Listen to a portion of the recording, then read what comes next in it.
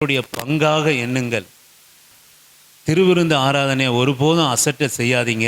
அதை தேவன் நமக்கு கொடுத்திருக்கிற பங்காக நீங்கள் எண்ண வேண்டும். அல்லேலூயா. ரேஷனில் 1000 ரூபாய் 5000 ரூபாய் கொடுத்தா 4 மணிக்கு யாரெல்லாம் போவீங்க? கையை தூக்குங்க. ரேஷனில் 5000 ரூபாய் கொடுக்குறாங்க. நாளைக்கு காலையில் கொடுக்குறாங்க, திங்கக்கிழமை. 4 மணிக்கு போனோம். 4 மணிக்கு போயிட்டு டோக்கன் வாங்கணும். யாரெல்லாம் போவீங்க? கை உறுத்து காட்டுங்க. சொல்லுங்க. போக மாட்டீங்களா? உண்மையா சொல்லுங்க. உண்மையா சொல்லுங்க. ஏன் பொய்யா வாழறீங்க? உண்மையா சொல்லுங்க. யாரெல்லாம் போய் நிக்சன் கை தூக்குங்க. முதல்ல போயிடும். முதல்ல போய் நிற்போம். ஏன் சிஸ்டர் நீங்க போக மாட்டீங்களா? போக மாட்டீங்களா? சரி. 4 மணிக்கு 3 மணின்னா கூட போயிடுவோம். நான் போவேன். எங்கள் மனைவி 2:30 மணிக்கு எழுந்திரிச்சிருவாங்க. நான் சொல்லிக்கிறேன். நான் சொல்லுவேன்ப்பா 3 மணிக்கு நம்ம எழுந்து குளிச்சுட்டு 4 மணிக்கு போகலான்னா எங்கள் மனைவி 2:30 மணிக்கு எழுந்திரிச்சிருவாங்க.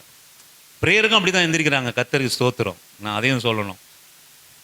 எந்திரிச்சிருவாங்க. நம்ம அதை விட மாட்டோம். ஒன்று நீங்கள் நல்லா கவனிங்க. அப்போ ஆண்டவருடைய அந்த திருப்பந்தி, திரு ஆராதனை அது எவ்வளவு முக்கியமானது. இதுதான் நீங்கள் கவனிக்கணும். விசுவாசம். நீங்கள் ஜெபம் பண்ணும்போது எவைகளை கேட்டுக்கொள்கிறோம் அவை பெற்றுக்கொள்வோம் என்று விசுவாசிங்க. அப்போ நம்ம எல்லாமே விசுவாசமாக செய்கிறது தான் இந்த கிறிஸ்தவ வாழ்க்கை. விசுவாசம் இல்லாமல் எதையும் நம்ம பெற்றுக்கொள்ளவே முடியாது. அப்போ நீங்கள் இந்த கனமான இந்த திருவிருந்த ஆராதனையை இந்த பாத்திர கனமாக நீங்கள் நினைச்சிங்கன்னா எப்படி நீங்கள் மிஸ் பண்ணுவீங்க? நான் கேட்குறேன். நீங்கள் 5000 வாங்கி போயிட்டு 3000 வட்டி கட்டிட்டு 2000 சிக்கன் சாப்பிட்டு போயிடுவீங்க. 2 நாளில் போயிடும். அதுக்கு நம்ம 3 மணிக்கு 4 மணிக்கு எழுந்து போய் நிற்போம். ஆனால் இந்த பாத்திரம் எவ்வளவு மேலானது. அதை யாராவது எப்போது நினைக்கிறோமா? எனக்கு அருமையாக தேவ ஜனமே, ஆண்டவருக்கு முக்கியத்துவம் உங்கள் வாழ்க்கையில் கொடுக்க அவர் உங்களுக்கு முக்கியத்துவம் கொடுப்பார். ஆமேன். இதுதான் ரகசியம். இல்லாட்டி நம்ம வர்றதெல்லாம் நான் கிறிஸ்தவனாக இருக்கிறேன், 2 வாரம் சபைக்கு போல, இந்த வாரம் எப்படியும் போயிட்டணும், இல்லை என்னை நான் சபைக்குள்ள என்னை திட்டுவாங்க, இல்லை எனக்கு எதனா ஆகிடுமோ, 2 வாரம் நான் போல, 3ஆவது வாரம் போயிட்டு அட்டண்டன்ஸ் போட்டு வந்தால் ஆண்டவரும் பார்ப்பார், பாஸ்டரும் பார்ப்பார், 2 பேரும் திருப்தி ஆவாங்க. இதற்காக நான் போகிறேன் என்று அல்ல. ஆமாம். நான் இந்த சபையில் வற்புறுத்தி பேசி கூட்டின்னு ஒரு 10 பேரை சும்மா உட்கார வைக்க என்னால் முடியும். அந்த உள்ளத்தில் ஏங்கி ஏக்கத்தோடு கூட அந்த ஆராதனைனா ஏக்கம் அதோடு கூட வரணும். அப்போ தான் உங்களுக்கு ஆசீர்வாதம், அப்போ தான் உங்களுக்கு உயர்வு. நான் வசனத்துக்கு போகிறேன். உன்னத பாட்டின் புஸ்தகம் 2வது அதிகாரம் 1-2 வாசிக்கும்படியாக உங்களை அன்பான அழைக்கிறேன். கடகடன் வாசி. நான் சாரோனின் ரோஜாவும் பள்ளத்தாக்குகளின் லீலி புஷ்பமுமாய் இருக்கிறேன். முள்ளுகளுக்குள்ளே லீலி புஷ்பம் எப்படி இருக்கிறதோ அப்படியே குமாரத்திக்குள்ளே எனக்கு பிரியமானவளும் இருக்கிறாள். நீங்க வசனத்தை கொஞ்சம் கவனிங்க. முள்ளுகளுக்குள்ளே லீலி புஷ்பம் எப்படி அழகா இருக்கிறதோ அது போல எனக்கு பிரியமானவளும் அப்படி இருக்கிறார். ஆண்டவர் சொல்கிறார், இன்றைக்கு நம்மளை பார்த்து எத்தனை முள்ளு நம்மை சூழ்ந்து இருந்தாலும் சரி, கர்த்தருக்கு பிரியமான ஒரு வாழ்க்கை நம்ம கிட்ட இருக்கணும். ஆமென். ஹல்லேலூயா. அவர் நம்ம அழகா பார்க்கணும். முள்ளுகளுக்குள்ளே லீலி புஷ்பமாய். உன் வாழ்க்கை முள்ளா இருக்கலாம், உன் வாழ்க்கை கவலையில் இருக்கலாம், கஷ்டத்தில் இருக்கலாம், வியாதியிலே இருக்கலாம், போராட்டத்தில் இருக்கலாம். நான் சொல்லுவேன், இப்படிப்பட்ட முள்ளுகளுக்குள்ளே லீலி புஷ்பம் எவ்வளவு அழகாக இருக்கிறதோ அப்படி அழகாக எனக்கு பிரியமானவளும் அப்படித்தான் இருக்கிறாளாம். ஆண்டவர் சொல்கிறார், இந்த காலை வேளையை நம்மை பார்த்து சொல்கிறார். நான் சொல்லுவேன், எத்தனை வெறுமையானாலும், எத்தனை போராட்டமானாலும், எத்தனை குறைவானாலும் நம்மை பார்க்கிற ஒரு தெய்வம் உண்டு. யார் ஆண்டவருக்கு பிரியமா இருக்கிறார் என்று சொல்லுவோமானால் எந்த சூழ்நிலையிலும் அவர்களை விட்டு கொடுக்காம. ஏங்க, நீங்க வாசியுங்கள். ஏசாயா தீர்க்கதரிசன புஸ்தகம் 48வது அதிகாரம் 14வது வசனத்தை வாசிக்கும்படியாக உங்களை அன்பான அழைக்கிறேன். ஏசாயா தீர்க்கதரிசன புஸ்தகம் 48வது அதிகாரம் 14ஆம் வசனத்தை வாசிக்கும்படியாக உங்களை அன்பாக நான் அழைக்கிறேன். ஏசாயா 48:14.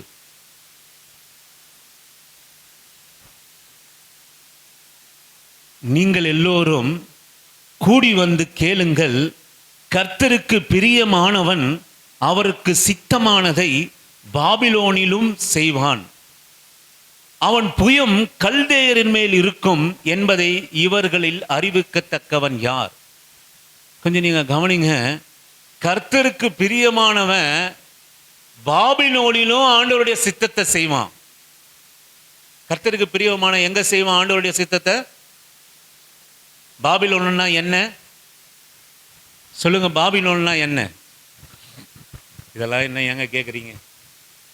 எனக்கு இந்த ஊரை விட்டா எனக்கு எதுவும் தெரியாதுன்றீங்களா?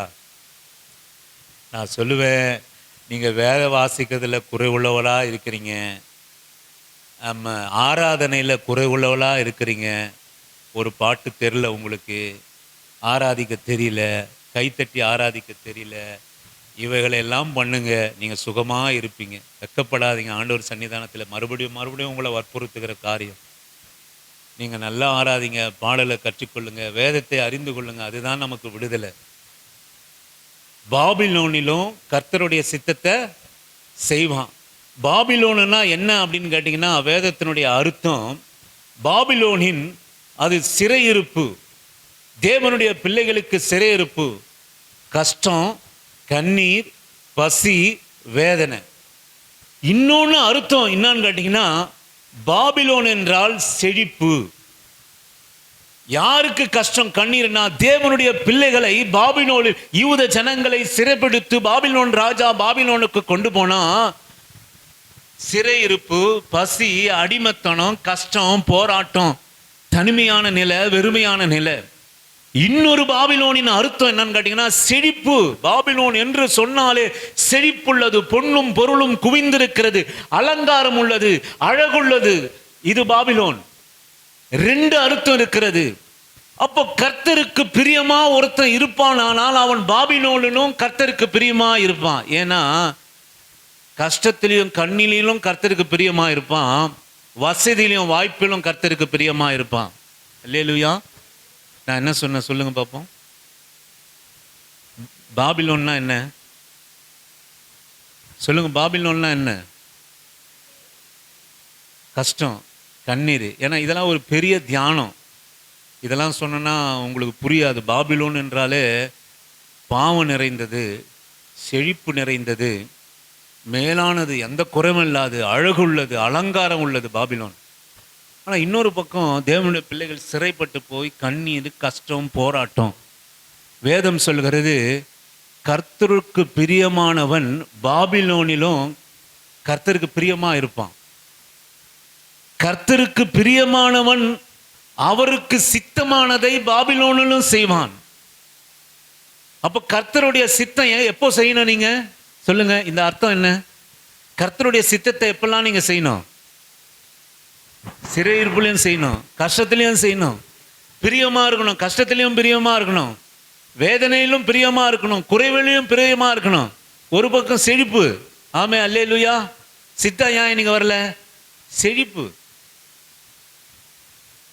இவ்வளவு நாள் வீடு கட்ட ஆள் வரல, சண்டே மாத்திரம் நான் வருவேன்னாங்க, உடனே செழிப்புல போயிட்டாரு.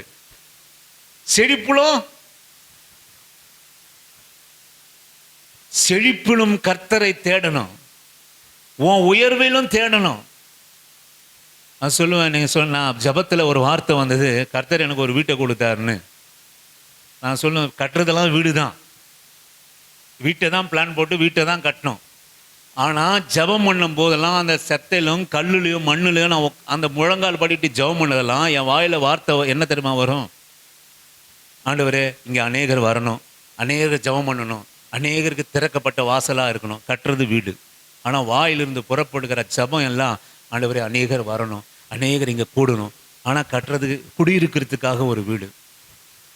நான் சொல்லுவேன், இந்த வீடு கட்டப்பட்டு திறந்தது முதல் கொண்டு அநேகர், இன்றைக்கு நான் சொல்லுவேன், இன்றைக்கு சில காரியம் குறைவுள்ளதாக இருக்குது, சில காலத்துக்கு குறைவுள்ளதாக இருக்குது. நிச்சயமாக எல்லா நற்கிரையும் மறுபடியுமா நான் எழுந்து இந்த வீடு கட்டப்பட்ட நாள் முதற்கொண்டு அநேகருக்கு திறந்து, அந்த ஆளில் தான் சகோதரிகள் டைலரிங் கற்றுப்பாங்க இலவசமாக.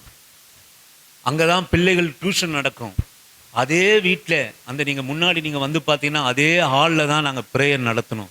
ஃப்ரிட்ஜ் இருக்காது, ஒரு பக்கம் ஓரம் ஒதுக்கிடுவோம். டைனிங் டேபிள் இருக்காது, அதை ஓரம் ஒதுக்கிடுவோம். 24 மணி நேரம் ஒரு ஜப வீடு போலவே அது இருக்கும். பின்னாடி ஸ்க்ரீன் இருக்கும், வசனம் இருக்கும், போர்டு, இந்த 2 போர்டு அங்கே இருக்கும். வீட்டில் தான் நடந்தது. ஆனால் கட்டினது வீடு, நடந்ததெல்லாம் தேவனுக்குரிய. நீ ஆசீர்வதிக்கப்படுகிற போதும், வீடு கட்டுகிற போது கண்ணீர் விட்டு ஐயா எனக்கு வீடை கொடுங்க, எனக்கு அதை கொடுங்கன்னு இல்லை. நான் சொல்லுவேன், கட்டி முடிக்கப்பட்ட போதும் நீ பாபிலோனிலும் கர்த்தருக்கு பிரியமானவன், பாபிலோனிலும் கர்த்தருடைய சித்தத்தை செய்வான். பாபிலோன் என்றது கண்ணீர், கஷ்டம், குறைவு. இன்னொரு புறம் பாபிலோன் என்பது செழிப்பு, அலங்காரம், ஆடம்பரம். எனக்கு அருமையான தேவ பிள்ளையே, நீ குறைவுள்ளவளா இருந்தாலும், நீ நிறைவுள்ளவளா இருந்தாலும் கர்த்தருக்கு பிரியமானவளா இருக்கணும்னு ஆண்டவர் எதிர்பார்க்கிறார். ஆமேன். 2 சிம்பிளா புரிஞ்சுங்க. நீ குறைவா இருந்தாலும் சரி, நீ நிறைவா இருந்தாலும் சரி, நீ குறைவா என்பதற்காக ஆண்டவரை நீ மறந்துடாத. நீ நிறைவா இருக்கிறாய் என்பதற்காக எனக்கு ஒரு குறையும் இல்லை, எனக்கு தேவனும் தேவையில்லை, ஒன்றும் தேவையில்லை, எனக்கு வசதி வாய்ப்புகள் எல்லாம் இருக்கு, கர்த்தரை தேடி எனக்கு கர்த்தரை தேடணும்னு அவசியம் இல்லை. நீ பாபிலோனிலும், பாபிலோன் என்ற உயர்விலும், பாபிலோன் என்ற நிறைவிலும் குறைவிலும் ஆண்டவருக்கு பிரியமான பிள்ளையா நம்ம இருக்கணும். வாசியுங்கள், தானியேலின் புஸ்தகம் 9வது அதிகாரம் 23வது வசனத்தை வாசிக்கும்படியாக உங்களை அன்பான அழைக்கிறேன். தானியேலின் புஸ்தகம் 9:23. நீ மிகவும் பிரியமானவன், நீ மிகவும் பிரியமானவன், ஆதலால் நீ வேண்டிக் கொள்ள தொடங்கின போது, கட்டளை வெளிப்பட்டது, நான் அதை அறிவிக்க வந்தேன், இப்பொழுதும் சொல்லுகிறேன். எனக்கு அருமையான சொல்லுகிறேன், இப்போதும் நான் சொல்லுகிறேன். எனக்கு அருமையான தேவனுடைய பிள்ளையே, ஆண்டவருக்கு பிரியமான பிள்ளைகள், நான் சொல்லுவேன், நீ ஜெபிக்க தொடங்குகிற போதே உன் தேவைகள் சந்திக்கப்படும். நீ ஜெபம் பண்ணுகிற போதே அதை ஆண்டவருடைய ஞாபக புஸ்தகத்திலே எழுதப்பட்டிருக்கும். உன் நினைவுகள், உன் எண்ணங்கள், ஏக்கங்கள் எல்லாம் எழுதப்பட்டிருக்கும். நீங்க நான் மறுபடியும் உங்களை வற்புறுத்துக்கிறேன், இது வெறும் ஏதோ ஒரு பிரசங்கமா நீ நினைக்காதீங்க. சொல்லப்படுகிற வார்த்தை ஒவ்வொன்றும் உங்களுக்காக எடுத்துட்டு உங்களுக்காக வாழ்க்கையில நீங்க பிரயோஜனப்படுத்தணும். உங்களுக்காக பிரயோஜனப்படுத்தி பாருங்க, உங்க வாழ்க்கை மேன்மையானதா இருக்கும், ஆசீர்வதிக்கப்பட்டதா இருக்கும், வாழ்க்கை மாறும், அப்படியே மாறிடும். தானியேல், நீ எனக்கு பிரியமானவா இருந்தபடினாலே நீ ஜெபிக்க துவங்கின போதே தேவனுடைய தூதன் அங்கே கட்டளை வெளிப்பட்டது. நான் சொல்லுவேன், கர்த்தருக்கு பிரியமானவளா இருங்க. நீங்க இன்றைக்கு நீங்க கொஞ்சம் யோசனை பண்ணி ஒவ்வொருவரையும் நம்ம ஆராய்ந்து அறியணும். இன்றைக்கு கர்த்தர் என் மேல் பிரியமா இருக்கிறாரா? நீங்க நிதானித்து கேளுங்க, ஆண்டவர்கிட்ட கேளுங்க, ஆண்டவரே இன்றைக்கு நீர் என் மேல் பிரியமா இருக்கிறீரா? என் கிரியை உமக்கு பிரியமா இருக்கிறதா? என் ஆராதனை உனக்கு பிரியமா இருக்கிறதா? என்னுடைய கிரியைகளோ என்னுடைய எண்ணங்கள், ஏக்கங்கள் உமக்கு பிரியமா இருக்கிறதா? நீங்க ஆராய்ந்து அறிந்து பாருங்க. நான் சொல்லுவேன், ஆராய்ந்து அறிந்து நம்முடைய கிரியைகளை எல்லாம் நான் பிரியமா இருக்கிற எல்லாவற்றிலும் என்று நீங்கள் சொல்வீர்களானால், நான் சொல்லுவேன், நீ ஜெபிக்க துவங்குகிற போதே உனக்காக, உன் குடும்பத்திற்காக கட்டளை வெளிப்படும். யார் பிரியமானவனா இருக்கிறான் என்று சொல்லுவோமானால், நீங்கள் வாசியுங்கள், 1 நாளாகமத்தினுடைய புஸ்தகம் 16வது அதிகாரம். கொஞ்சம் கவனிங்க, 1 நாளாகமத்தினுடைய புஸ்தகம் 16வது அதிகாரம் 11வது வசனத்தை வாசிக்கும்படியாக. கர்த்தரையும் அவர் வல்லமையும் நாடுங்கள், அவர் சமூகத்தை நித்தமும் தேடுங்கள். அவருடைய சமூகத்தை நித்தமும் தேடுங்க. அடுத்து 27வது வசனத்தை வாசிங்க. மகிமையும் கனமும் அவர் சமூகத்தில் இருக்கிறது, மகிமையும் கனமும் அவர் சமூகத்தில் இருக்கிறது, வல்லமையும் மகிழ்ச்சியும் அவர் ஸ்தலத்திலே இருக்கிறது. நான் சொல்லுவேன், யார் மேல கர்த்தர் பிரியமா இருக்கிறார் என்று சொல்லுவோமானால், எனக்கு அருமையான தேவனுடைய பிள்ளையே, கர்த்தரையும் அவர் வல்லமையும் நாடுங்கள், அவர் சமூகத்தை நித்தமும் தேடுங்க. அவருடைய யார் மேல ஆண்டவர் பிரியமா இருக்கிறார் என்று சொல்லுவோம், ஆனால் அவருடைய சமூகத்தை நித்தமும் தேடுறவங்களுக்கு இவன் தான் ஆண்டவர் பிரியமா இருக்கிறான், இவன் தான் பாபிலோனிலும் கர்த்தருக்கு பிரியமானதை செய்வான். நான் சொல்லுவேன், கர்த்தருக்கு பிரியமான பிள்ளை யாருன்னு சொன்னா கர்த்தருடைய சமூகத்தை நித்தமும் தேடுறவன், ஆண்டவருடைய சமூகத்தை நித்தமும் தேடுகிறவர்கள், தேவனுடைய சமூகத்தை பாதத்தில் நித்தமும் அமர்கிறவர்கள்.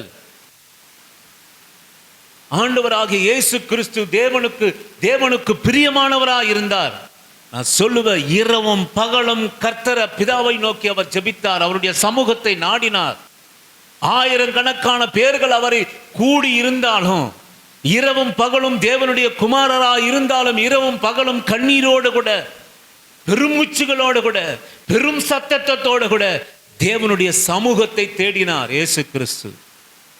நீ நாம சொல்லுகிறோம், எங்க வேதத்துல இயேசு கிறிஸ்து ஒரு மகளை பார்க்கிறார், அவளுக்கு கணவன் இல்லை, அவள் ஒரு ஏழை கைப்பெண்ணா இருந்தாள், விதவையா இருந்தாள், பசி, அடுத்த வேளை சாப்பாடு இல்லை, யாரும் இல்லை, உறவுகள் இல்லை, அழகு இல்லை, ஆசை இல்லை, அந்தஸ்து இல்லை. இயேசு கிறிஸ்து தேவாலயத்திலே உட்கார்ந்து அங்கே ஒரு ஏழை, யாரு ஏழை? யாருன்னா இருக்கீங்களா இங்க? நீங்க ஏழையா இருப்பதனால் தேவ சமூகத்தை தேடாம இருக்கிறீங்களா? அடுத்த காரியம் நான் சொல்ல விரும்பல. ஒரு ஏழை விதவை, அவ கையில 2 பைசா தான். எத்தனை பைசா? எதுக்காக வச்சிருந்தா சொல்லுங்க, எதுக்காக வச்சிருந்தா? அடுத்த வேளை சோத்துக்காக வச்சிருந்தா. இப்படி சொன்னாதான் புரியும். அடுத்த வேளை ஜீவனுக்காக அவ வைத்திருந்தா. வந்துட்டாங்க ஆலயத்துக்கு, என்ன அவ என்ன வச்சிருந்தா? ஏழையா இருந்தா, கண்ணீரா இருந்தா, யாரும் இல்லாம இருந்தா, 2 காசு அவள் ஜீவனத்துக்குரியதை கையிலே வைத்திருந்தா. எனக்கு அருமையான தேவனுடைய ஜனமே, தேவ சமூகத்தை பாபிலோனிலும் நீங்கள் நாடுங்க. ஆண்டவர் பார்க்குற அந்த ஏழை 2 பைசாவை கொண்டு போய் காணிக்கப்பட்டியில போட்டா. சொல்லுவேன், அநேக ஐஸ்வர்யவான், ஆண்டவர் சொல்றாரு, அநேக ஐஸ்வர்யவான்கள் காணிக்கப்பட்டியில காணிக்கப்பட்டாங்க. அந்த ஏழை விதவையும் 2 காசு போட்டா, கர்த்தர் அதை அவர் கவனித்தார், அதை பிரியமாய் அதை கவனித்தார், அதை பிரியமாய் கர்த்தர் பேசினார். இன்னைக்கு நான் சொல்லுவேன், இயேசுவினுடைய நாமத்தினாலே நீங்கள் தேவனுடைய சமூகத்தை தேடாததுக்கு என்ன காரணம் சொல்லுங்க? ஏன் இன்னைக்கு நம்ம தேவ சமூகத்தை ஏன் நம்ம தேடுறதில்லை? தயவுசெய்து மன்னிச்சிருங்க. நம்ம சொல்ற காரணம்லாம் ரொம்ப சிம்பிள். எந்திரிக்க முடியல, டயர்டா இருக்கு, வேலை இருக்கு, இது இருக்கு, அது இருக்கு. தேவ சமூகத்தை தேட முடியல. நான் சொல்லுவேன், தேவ சமூகத்தில் என்ன இருக்குது அப்படின்னு கேட்டீங்கன்னா, மகிமையும் கனமும் அவர் சமூகத்தில் இருக்கிறது, வல்லமையும் மகிழ்ச்சியும் அவர் ஸ்தலத்தில் இருக்கிறது. மகிமை கனம் அவர் சமூகத்தில் இருக்கிறது. மகிமையும் கனம் சமூகத்தில் இருக்குது, வல்லமையும் மகிழ்ச்சியும் அவர் ஸ்தலத்தில் இருக்கிறது. உங்களுக்கு விடுதலை அவர் ஸ்தலத்தில் இருக்கிறது. நாங்கள் நேற்றுக்கு ஜெபம் பண்ண 2 மணி நேரம் ஜெபம் பண்ண ஆண்டவர் சொன்னாரு, இப்பா உலகத்துல இருக்கிற எந்த மருத்துவனை காட்டிலும் நான் தான் உனக்கு நல்ல மருத்துவன். உலகத்துல இருக்கிற எந்த மருத்துவமனை காட்டிலும் நான் தான் உனக்கு நல்ல மருத்துவமனை. உலகத்துல இருக்கிற எந்த உன்னுடைய வியாதியை போக்குகிற மருந்தை காட்டிலும் நான் தான் உனக்கு நல்ல ஔஷதம் சொல்லி கண்ணீரோடு கூட ஜெபம் பண்ணோம். கண்ணீரோடு கூட இங்க ஜெபம் பண்ணோம். நான் நம்புறேங்க, நான் விசுவாசிக்கிறேங்க.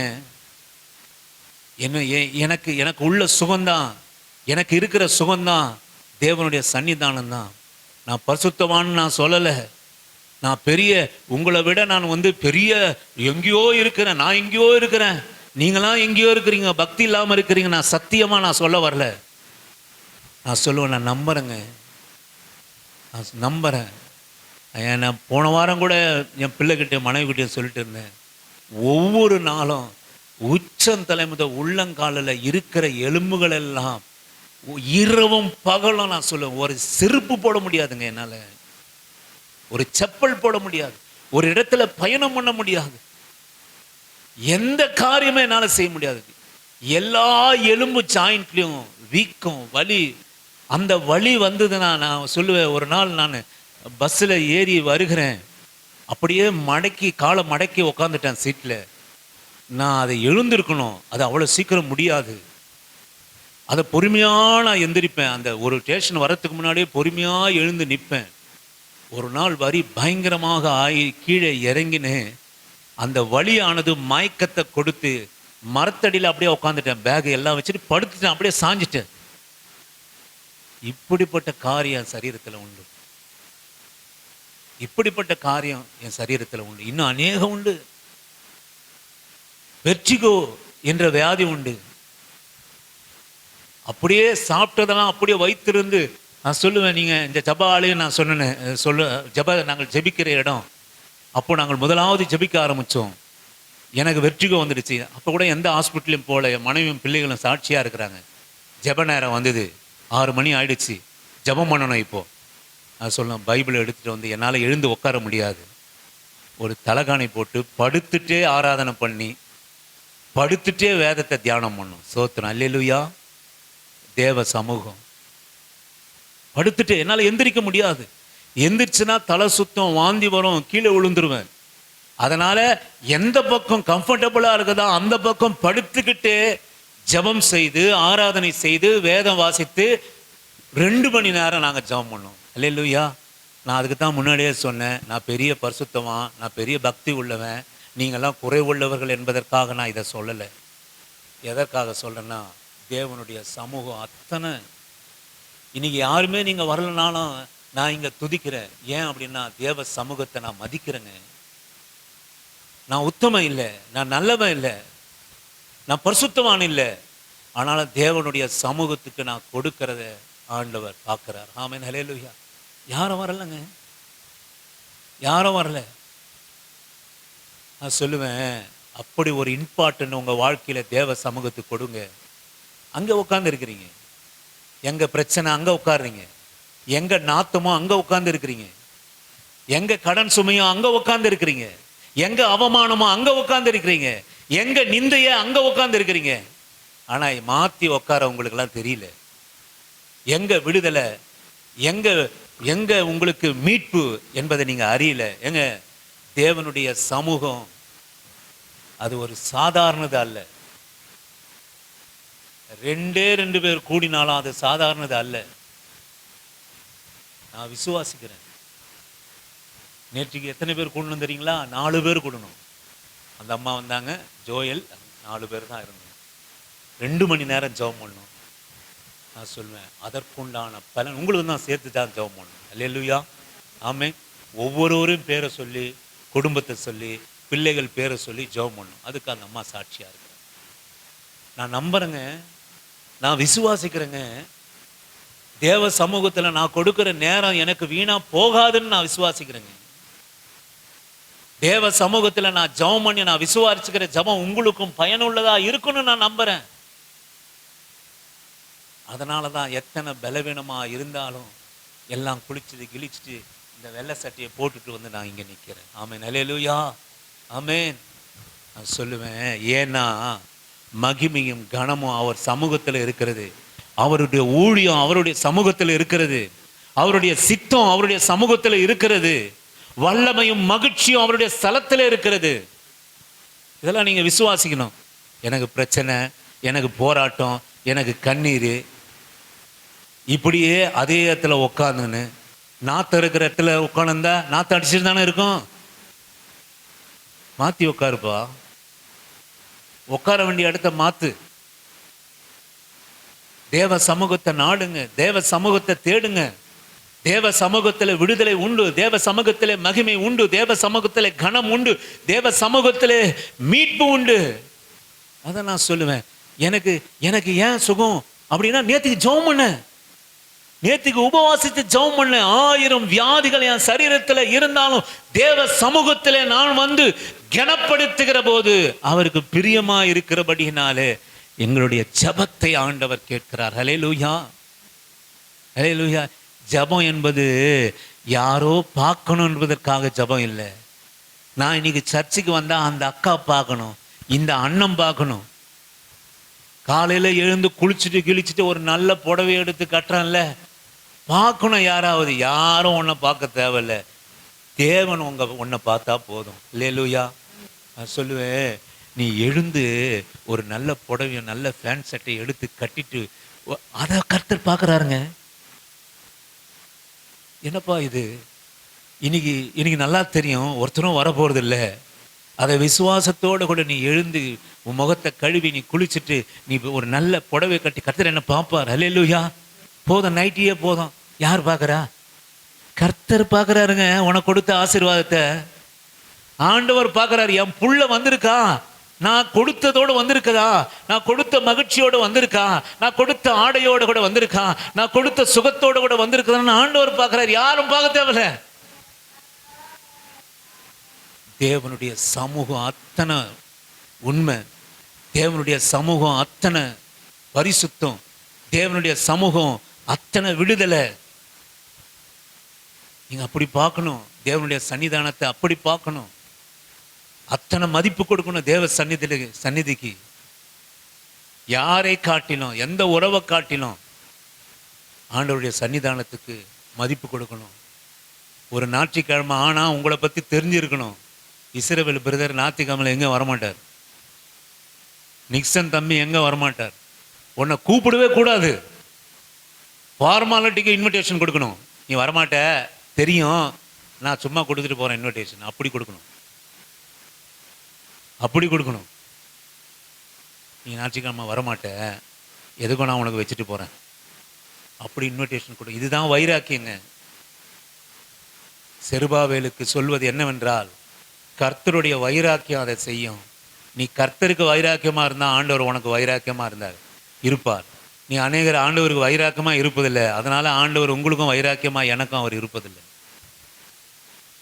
நம்ம சூழ்நிலை அப்படியே இருக்கு, நம்ம கஷ்டம் அப்படியே இருக்கு, நம்ம கண்ணீர் அப்படியே இருக்கு. தேவ சமூகத்துக்கு உங்களுக்கும் எனக்கும் வைராக்கியம் இல்லாமல் இருக்கிறது. நீங்கள் வாசியுங்கள், சங்கீதங்களின் புஸ்தகம் 62வது சங்கீதம் 8ஆம் வசனத்தை வாசிக்கும்படியாக உங்களை அன்பான அழைக்கிறேன். ஜனங்களே எக்காலத்திலும் அவரை நம்புங்கள், அவர் சமூகத்தில் உங்கள் இருதயத்தை ஊற்றிவிடுங்கள். தேவன் நமக்கு அடைக்கலமா இருக்கிறார். உங்க தேவனுடைய சமூகத்துல உங்க இருதயத்தை ஊற்றி விடுங்க. தேவனுடைய சமூகம் நம்முடைய இருதயத்தை ஊற்றுகிற இடம். அண்ணால் ஒரே மூக்கு உறிஞ்சிட்டே இருந்தா, எனக்கு பிள்ளை இல்லை பிள்ளை இல்லை பிள்ளை இல்லை பிள்ளை இல்லைன்னு.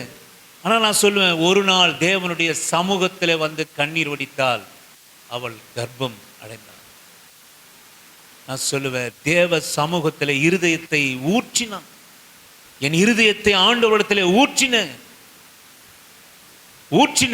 எங்க போனாலும் சரிங்க, தேவனுடைய சமூகம் எங்க இருக்கு சொல்லுங்க, தேவனுடைய சமூகம் எங்க இருக்கு சொல்லுங்க. சிஸ்டர் பிரதர், எங்க இருக்கு தேவ சமூகம்னா என்ன அது சொல்லுங்க. என்னங்க தேவ சமூகம்னா என்ன சொல்லுங்க. தேவ சமூகம்னா என்ன சொல்லுங்க. 1000 பேர் கூடுகிற இடம், அலங்காரமா இருக்கிற இடம், லைட் போட்டு பளிச்சுன்னு இருக்கிற இடம், மியூசிக் இருக்கிற இடம், மைக் இருக்கிற இடம், தேவ சமூகம். உங்க புத்திலாம் இப்படிலாம் இருக்குன்னு தெரிஞ்சுதான் ஆண்டவர் சொந்த வாயினால எங்க 2 பேர் 3 பேர் என் நாமத்தை கூடுகிறார்களோ அவர்கள் நடுவிலே நான் இருப்பேன் என்று சொன்னார். ஆமென், ஹல்லேலூயா. தேவ சமூகம் எது சொல்லுங்க, எது? 2-3 பேர் கூடுகிற இடம் தேவ சமூகம். அந்த நம்பிக்கை இருக்கணும், அந்த விசுவாசம் இருக்கணும். ஒரு நாள் நான்லாம் நினைக்கிறேன், அதனால தான் பிசாசு போட்டு கட்டி பிடிக்கிறான். நான்லாம் எப்படி நினைக்கிறேன் அப்படின்னு கேட்டிங்கன்னா, சபைக்கு 10 குடும்பம் வரும்னா ஒவ்வொரு ஞாயிற்றுக்கிழமையும் ஒவ்வொரு குடும்பத்துக்கிட்ட விட்டுருவோம் ஆராதனை பண்ணுறதுக்கு. நீ தான் பண்ணணும், உன் பொண்டாட்டியும் உன் பிள்ளைங்க நீங்கள் தான் பண்ணணும் ஆராதனை. நான் பண்ண மாட்டேன் ஆராதனை. எல்லாம் இங்கே நின்று உங்கள் பிள்ளை, உன் பொண்டாட்டி, நீங்கள், உங்கள் குடும்பம், ஒவ்வொரு குடும்பத்துக்கும் ஒவ்வொரு நாள் ஆராதனை. நீங்கள் எப்படி ஆராதிக்கணும்னு பார்க்கணும். அப்படி விட்டுருவோம். அதெல்லாம் செய்யணும்லாம் நினைக்கிறேன். கர்த்தர் சித்தமானா நடக்கும். ஒவ்வொரு குடும்பம் ஒவ்வொரு நாளைக்கு ஆராதனை, ஒவ்வொரு ஞாயிற்றுக்கிழமை ஆராதனை. அப்போ கூட நம்ம ஜனங்க என்ன பண்ணுவாங்க தெரியுங்களா? கர்த்தருக்காக பண்ண மாட்டாங்க.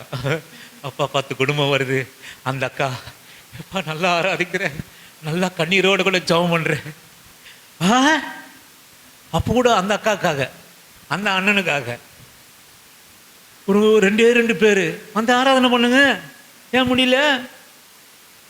ஏங்க ஒரு சனிக்கிழமை வந்துருங்க, வீட்டில் ஃப்ரீயாக இருக்கிறீங்க, தின்னுட்டு முடியல, சபைக்கு வாங்க, குடும்பத்தோடு வாங்க, ஆராதனை பண்ண பிரதர், மேலே போய் ஆராதனை பண்ணோம், பாட்டு பாட போகிறோம், வாங்க. நான் வந்து உட்காடுறாங்க, எங்கள் மனைவி நாங்களாம் வந்து உட்காரோம், ஆராதனை பண்ணோம், உங்களோட கூட சேர்ந்து நான் ஆராதிக்கிறோம். அல்லேலூயா, ஆமென். ஏங்க பண்ண முடியல உங்களால்? விசுவாசம் இல்லை. ஃப்ரீயாக இருக்க சொல்ல ஆண்டவருடைய சன்னிதானில் வந்து ஜெபம் பண்ணணும், கூடணும், சமூகத்தில் தேடணுன்ற நம்பிக்கை இல்லைல்ல. உங்கள் பிரச்சனை தானே பெருசாக இருக்குது, உங்கள் காரியம் தானே பெருசாக இருக்குது. நான் சொல்லுவேன், இயேசுவின் நாமத்தினால தேவ சமூகத்தை நாடுங்க. நித்திய மகிமை, நித்திய கனம், நித்திய விடுதலை, நித்திய சுகம் அங்கே இருக்குது. ஆமென், அல்லேலூயா. நீங்கள் வாசியுங்கள். 16:11 வாசிக்கும்படியாக, சங்கீதங்களின் புஸ்தகம் 16:11 வாசிக்கும்படியாக உங்களை அன்பான அழைக்கிறேன். சங்கீதங்களின் புஸ்தகம் 16வது அதிகாரம். ஜீவ மார்க்கத்தை எனக்கு தெரியப்படுத்துவி, ஜீவ மார்க்கத்தை எனக்கு தெரியப்படுத்துவி, உம்முடைய சமூகத்தில் பரிபூரண ஆனந்தமும் உம்முடைய வலது பாரிசத்தில், உமது வலது பாரிசத்தில் நித்திய பேரின்பமும் உண்டு. தேவனுடைய சமூகத்தில் என்ன இருக்குது? கனமும் மகிமையும் சுகமும் பலனும் பரிபூரண ஆனந்தமும் உண்டு. உலகத்தில் இருக்கிற எந்த மதுபானமும் கொடுக்காத ஆனந்தம், உலகத்தில் இருக்கிற எந்த சொந்தக்காரன், எவர்னா சொந்தக்காரன் வந்துட்டா கூடி கூடி பேசுறோம். எத்தனை மணி நேரம்? அக்கா உட்காருக்கா, இது அந்த அங்கே போனியா, இங்கே போனியா, இங்கே வந்தியா, நாத்தனா சொல்லிச்சு, ஓரவத்தினா சொல்லிச்சு, உட்காந்து ஐயோ ஐயோ ஐயோ மணிக்கணக்கில் 3 மணி நேரம் 4 மணி நேரம் பேசுகிறோம் நம்மளாம். ஆண்டவருடைய சமூகத்தில் அந்த ஆனந்தம், நித்திய பேரின்பம் இருக்குதுன்னு உங்கள் அறிவு இருக்கா? உங்களுக்கு அந்த அறிவு நமக்கு இருக்கா? ஆண்டவருடைய சமூகத்தில் பேரின்பம், நித்திய பேரின்பம், சுகம், பலன், விடுதலை, உன் கடன் பிரச்சனைக்கு விடுதலை, உன்னுடைய பலவீனத்துக்கு விடுதலை, உன்னுடைய குறைவான வாழ்க்கைக்கு விடுதலை, இதெல்லாம் இருக்கு சிஸ்டர், பிரதர், இதெல்லாம் இருக்கு. ஆண்டவர் சமூகத்தில் ஏதோ ஞாயிற்றுக்கிழமைனா ஏதோ 2 பாடு பாடி ஏதோ பேசுறாங்க, ஏதோ திட்டுறாங்க, இது மட்டும் தான் இருக்குது நீங்க நினைச்சிட்டு இருக்கிறீங்களா? ஆண்டவருடைய சமூகத்தில், நீங்கள் இங்கே இருக்கிற சமூகத்தில் நித்திய பேரின்பம், ஆனந்த, மகிழ்ச்சி, களிப்பு, சுகம், பலன் இருக்கிறது. அதை நம்புங்க, அதை விசுவாசிங்க. இதை விசுவாசிக்கிற போதுதான் நமக்கு விடுதலை, இதை விசுவாசிக்கிற போதுதான் சுகம். ஒரு தீர்மானம் எடுத்துட்டு சபைக்கு மாறணும். ஒரு தீர்மானத்தோட கூட சபைக்கு, இன்றைக்கு எனக்கு பலவீனமா இருக்குது, நான் சபைக்கு போய் ஜெபம் பண்ணுவேன், நான் விடுதலையோட கூட வருவேன்ற விசுவாசம் உங்களுக்கு இருக்கணும். விசுவாசம் இருக்கணும். இனி நான் போய் சபையில் ஜெபம் பண்ண போறேன், எனக்கு ஒரு விடுதலை கிடைக்க போகிறதுன்னு விசுவாசம் இருக்கணும். ஒவ்வொரு நாளும் தேவனுடைய சமூகம் நம்ம சும்மா அனுப்பாதுங்க. நம்ம சும்மா வெறுமையாய் வந்து வெறுமையா போகிறது தேவ சமூகம் இல்ல. நீ வெறுமையாய் வந்து வெறுமையாய் போகிறனால நம்ம சரியா இல்லைன்னு அர்த்தம். தேவ சமூகம் எப்போதும் சரியா இருக்கிறது. தேவ சமூகம் எப்போதும் அற்புத அடையாளத்தோட கூட காத்து இருக்கிறது. தேவ சமூகம் எப்போதும் ஆசீர்வதிக்க காத்து இருக்கிறது. தேவ சமூகம் நம்மை மகிமையும் கனப்படுத்த எப்போதும் அது தயாரா இருக்கிறது. நாம தயாரா இல்லை. உன் விசுவாசம் சரியில்லை, உன் விசுவாசம் சரியில்லை, உன் பக்தி சரியில்லை, உன் ஜபம் சரியில்லை, உன் நம்பிக்கை சரியில்லை. தேவ சமூகமும் உன்னை போல வெறுமையா இருக்குது. உனக்கு எவன் ஒருவன் வெறுமையாய் தேவ சமூகத்தில் வருகிறானோ அவன் வெறுமையாக போயிடுவான். அதனால தான் வேதம் சொல்லுது, நீ தேவனுடைய சன்னிதானத்தில் வருகிற போது வெறுமையாக வந்துடாத. அநேகர் காணிக்கை குறித்து சொல்லுவாங்க, நான் காணிக்கை குறித்து நான் பேசலை. நீ வெறுங்கையோட கூட நீ வந்துடாத. தேவ சமூகத்தில் நீ வருகிற போது வெறுங்கையோட கையை வீசிட்டு வந்துடாத. எல்லாவற்றையும் கொண்டு வா. உன் வேதனை, உன் பாடு, உன்னுடைய பலவீனம் தைரியமாக கொண்டு வரணும். தேவ சன்னிதானத்தில் தைரியமாக கொண்டு வாங்க. நமக்கு விடுதலை கொடுக்கிற இடம் அது.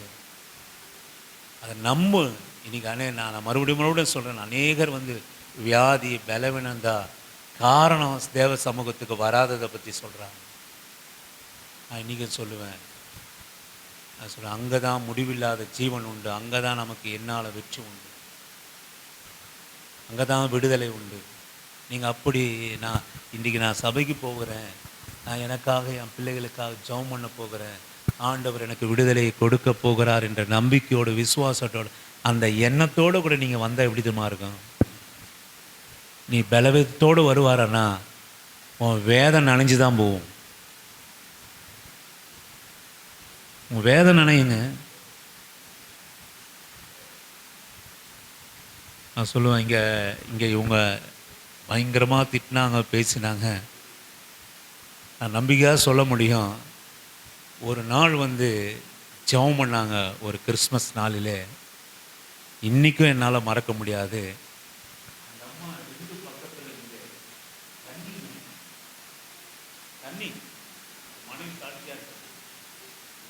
பேசினாங்க 12 மணி நேரம் திட்டினாங்க, அசிங்கசிங்கமாக திட்டினாங்க. ஆனால் ஒரு நாள் எங்கள் பிள்ளைகள் வாழ்க்கையெல்லாம் சரியில்லை, எங்களுக்காக ஜெபம் பண்ணுங்க அப்படின்னு கிறிஸ்மஸ் நாளிலே இங்கே இதே இடத்துல நின்று ஜெபம் பண்ணாங்க. அந்த அம்மா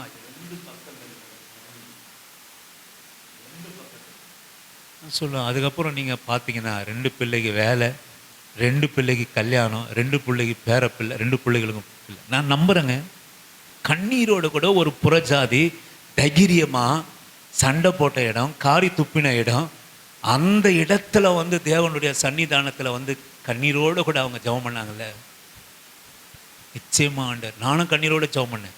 அவங்க என்னை பேசிட்டாங்களே, கொண்டுட்டாங்களே, மனப்பூர்வமாய் ஒரு தீமையும் நினைக்காத நல்ல தகப்பன் எங்கள் தகப்பன். அந்த விசுவாசத்தில் கண்ணீரோடு கூட பிள்ளைக்கும் அந்த அம்மாவுக்கும் ஜெபம் பண்ணேன். நான் ஜெபம் பண்ணிட்டு திரும்பி பார்க்குறேன், ஆச்சரியமாக இருந்தது எனக்கு. சபை விசுவாசிக்கிட்ட கூட நான் அப்படி பார்க்கல கண்ணீரை. சொல்லுவேன், ஏன் தெரியுங்களா? சமூகத்தின் மேல் இருக்கிற நம்பிக்கை, சமூகத்தின் மேல இருக்கிற நம்பிக்கை. நம்புங்க, யாரும் தேவையில்லை. உங்களுக்கு ஒரு கஷ்டம் கண்ணீரா, டைரக்டாக தேவனுடைய சன்னிதானத்தில் ஜெபம் பண்ணுங்க, கண்ணீரோடு கூட ஜெபம் பண்ணுங்க. நிச்சயமாக அந்த காரியத்தில் நீங்கள் விடுவிக்கப்படுவீங்க. நமக்கு போராட்டம்னா, நமக்கு பலவீனம்னா, நம்ம சொல்கிற காரியம், என்னால் போராட்டம் வர முடியல, பிரச்சனை வர முடியல, வியாதி வர முடியல. ஒரு அறிவு போச்சு கடைசி கால கிறிஸ்தவங்களுக்கு. தேவனுடைய சமூகம் மகிழ்ச்சியும் சுகத்தையும் ஆனந்தத்தையும் விடுதலையும் கொடுக்கிற இடம் என்பதை பிசாசானவன் கடைசி நாட்களுடைய சபைக்கு எடுத்து போட்டுட்டான். ஒரு காலத்துலலாம் பிரச்சனைனா ஓடி வருவாங்க, சபைக்கு ஓடி வருவாங்க. ஆனால் இன்றைக்கு ஓடி போகிறாங்க, பிரச்சனைலாம் ஓடி போகிறாங்க. நீங்கள் நினைக்கிற மாதிரி தேவனுடைய சந்நிதியானது, சமூகமானது சாதாரணமானது அல்ல. நீங்கள் வாசியுங்கள், சங்கீதங்களின் புஸ்தகம் 31:20 வாசிக்கும்படியாக உங்களை அன்பாக நான் கேட்டேன்.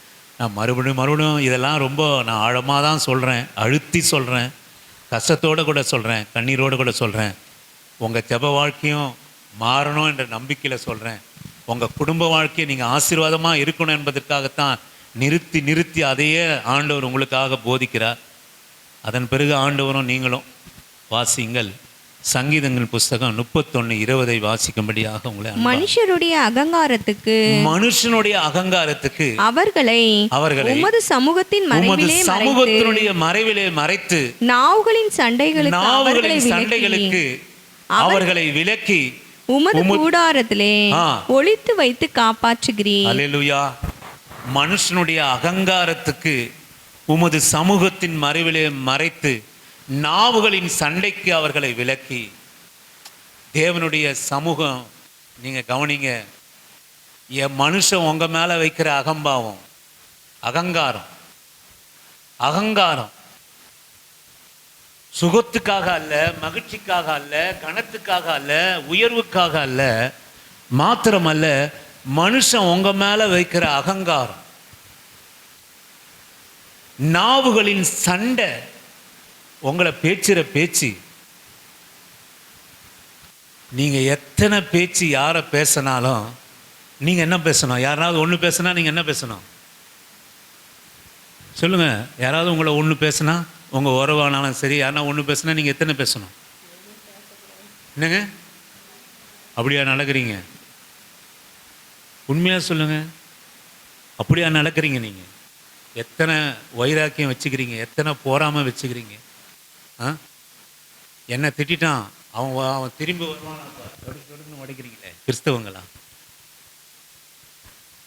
நாக்கில் எத்தனை மோசமா பேசுறீங்க. என்ன திட்டான், அவன் இன்னைக்கு பாரு, அவனுக்கு நடக்க போவதை பாரு. எதனா ஒரு நாள் விழுந்துட்டானா, என்ன அன்னைக்கு அவன் பேசினான், அன்னைக்கு தான், அதனால தான் அவன் விழுந்தான். நீயும் ஒரு நாள் விழதான் போற இல்லையா? அவன் விழுந்த சாலையில் நம்மளும் விழதான் போகிறோம். அப்போ அமைதியாக மூடிட்டுன்னா முக்காடை மூடிட்டு உக்காந்துப்பீங்களா? மனுஷருடைய அகங்காரம்.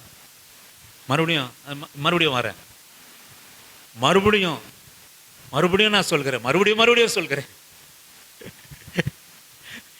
இங்கே சைடில் இருந்த எல்லா குப்பையும் கண்ணீருக்கு அப்புறம் கண்ணீர் வச்சிட்டாங்க, ஆசீர்வாதம் பெற்றாங்க, எல்லாம் பெற்றாங்க. எல்லாம் அந்த சைடில் இருக்கிற பிளாஸ்டிக் குப்பை எல்லாம் கொளுத்தி கிழித்து இன்னசென்ட்டாக எல்லாம் அங்கே இருக்கிற பிளாஸ்டிக் கவர்லாம் கொளுத்தி அதை கொளுத்துக்கிற போது அந்த புகை அவங்களுக்கு வியாதி வந்துடுச்சான். அதுக்கு ஒரு 3 மணி நேரம். ஆமென், அல்லேலூயா.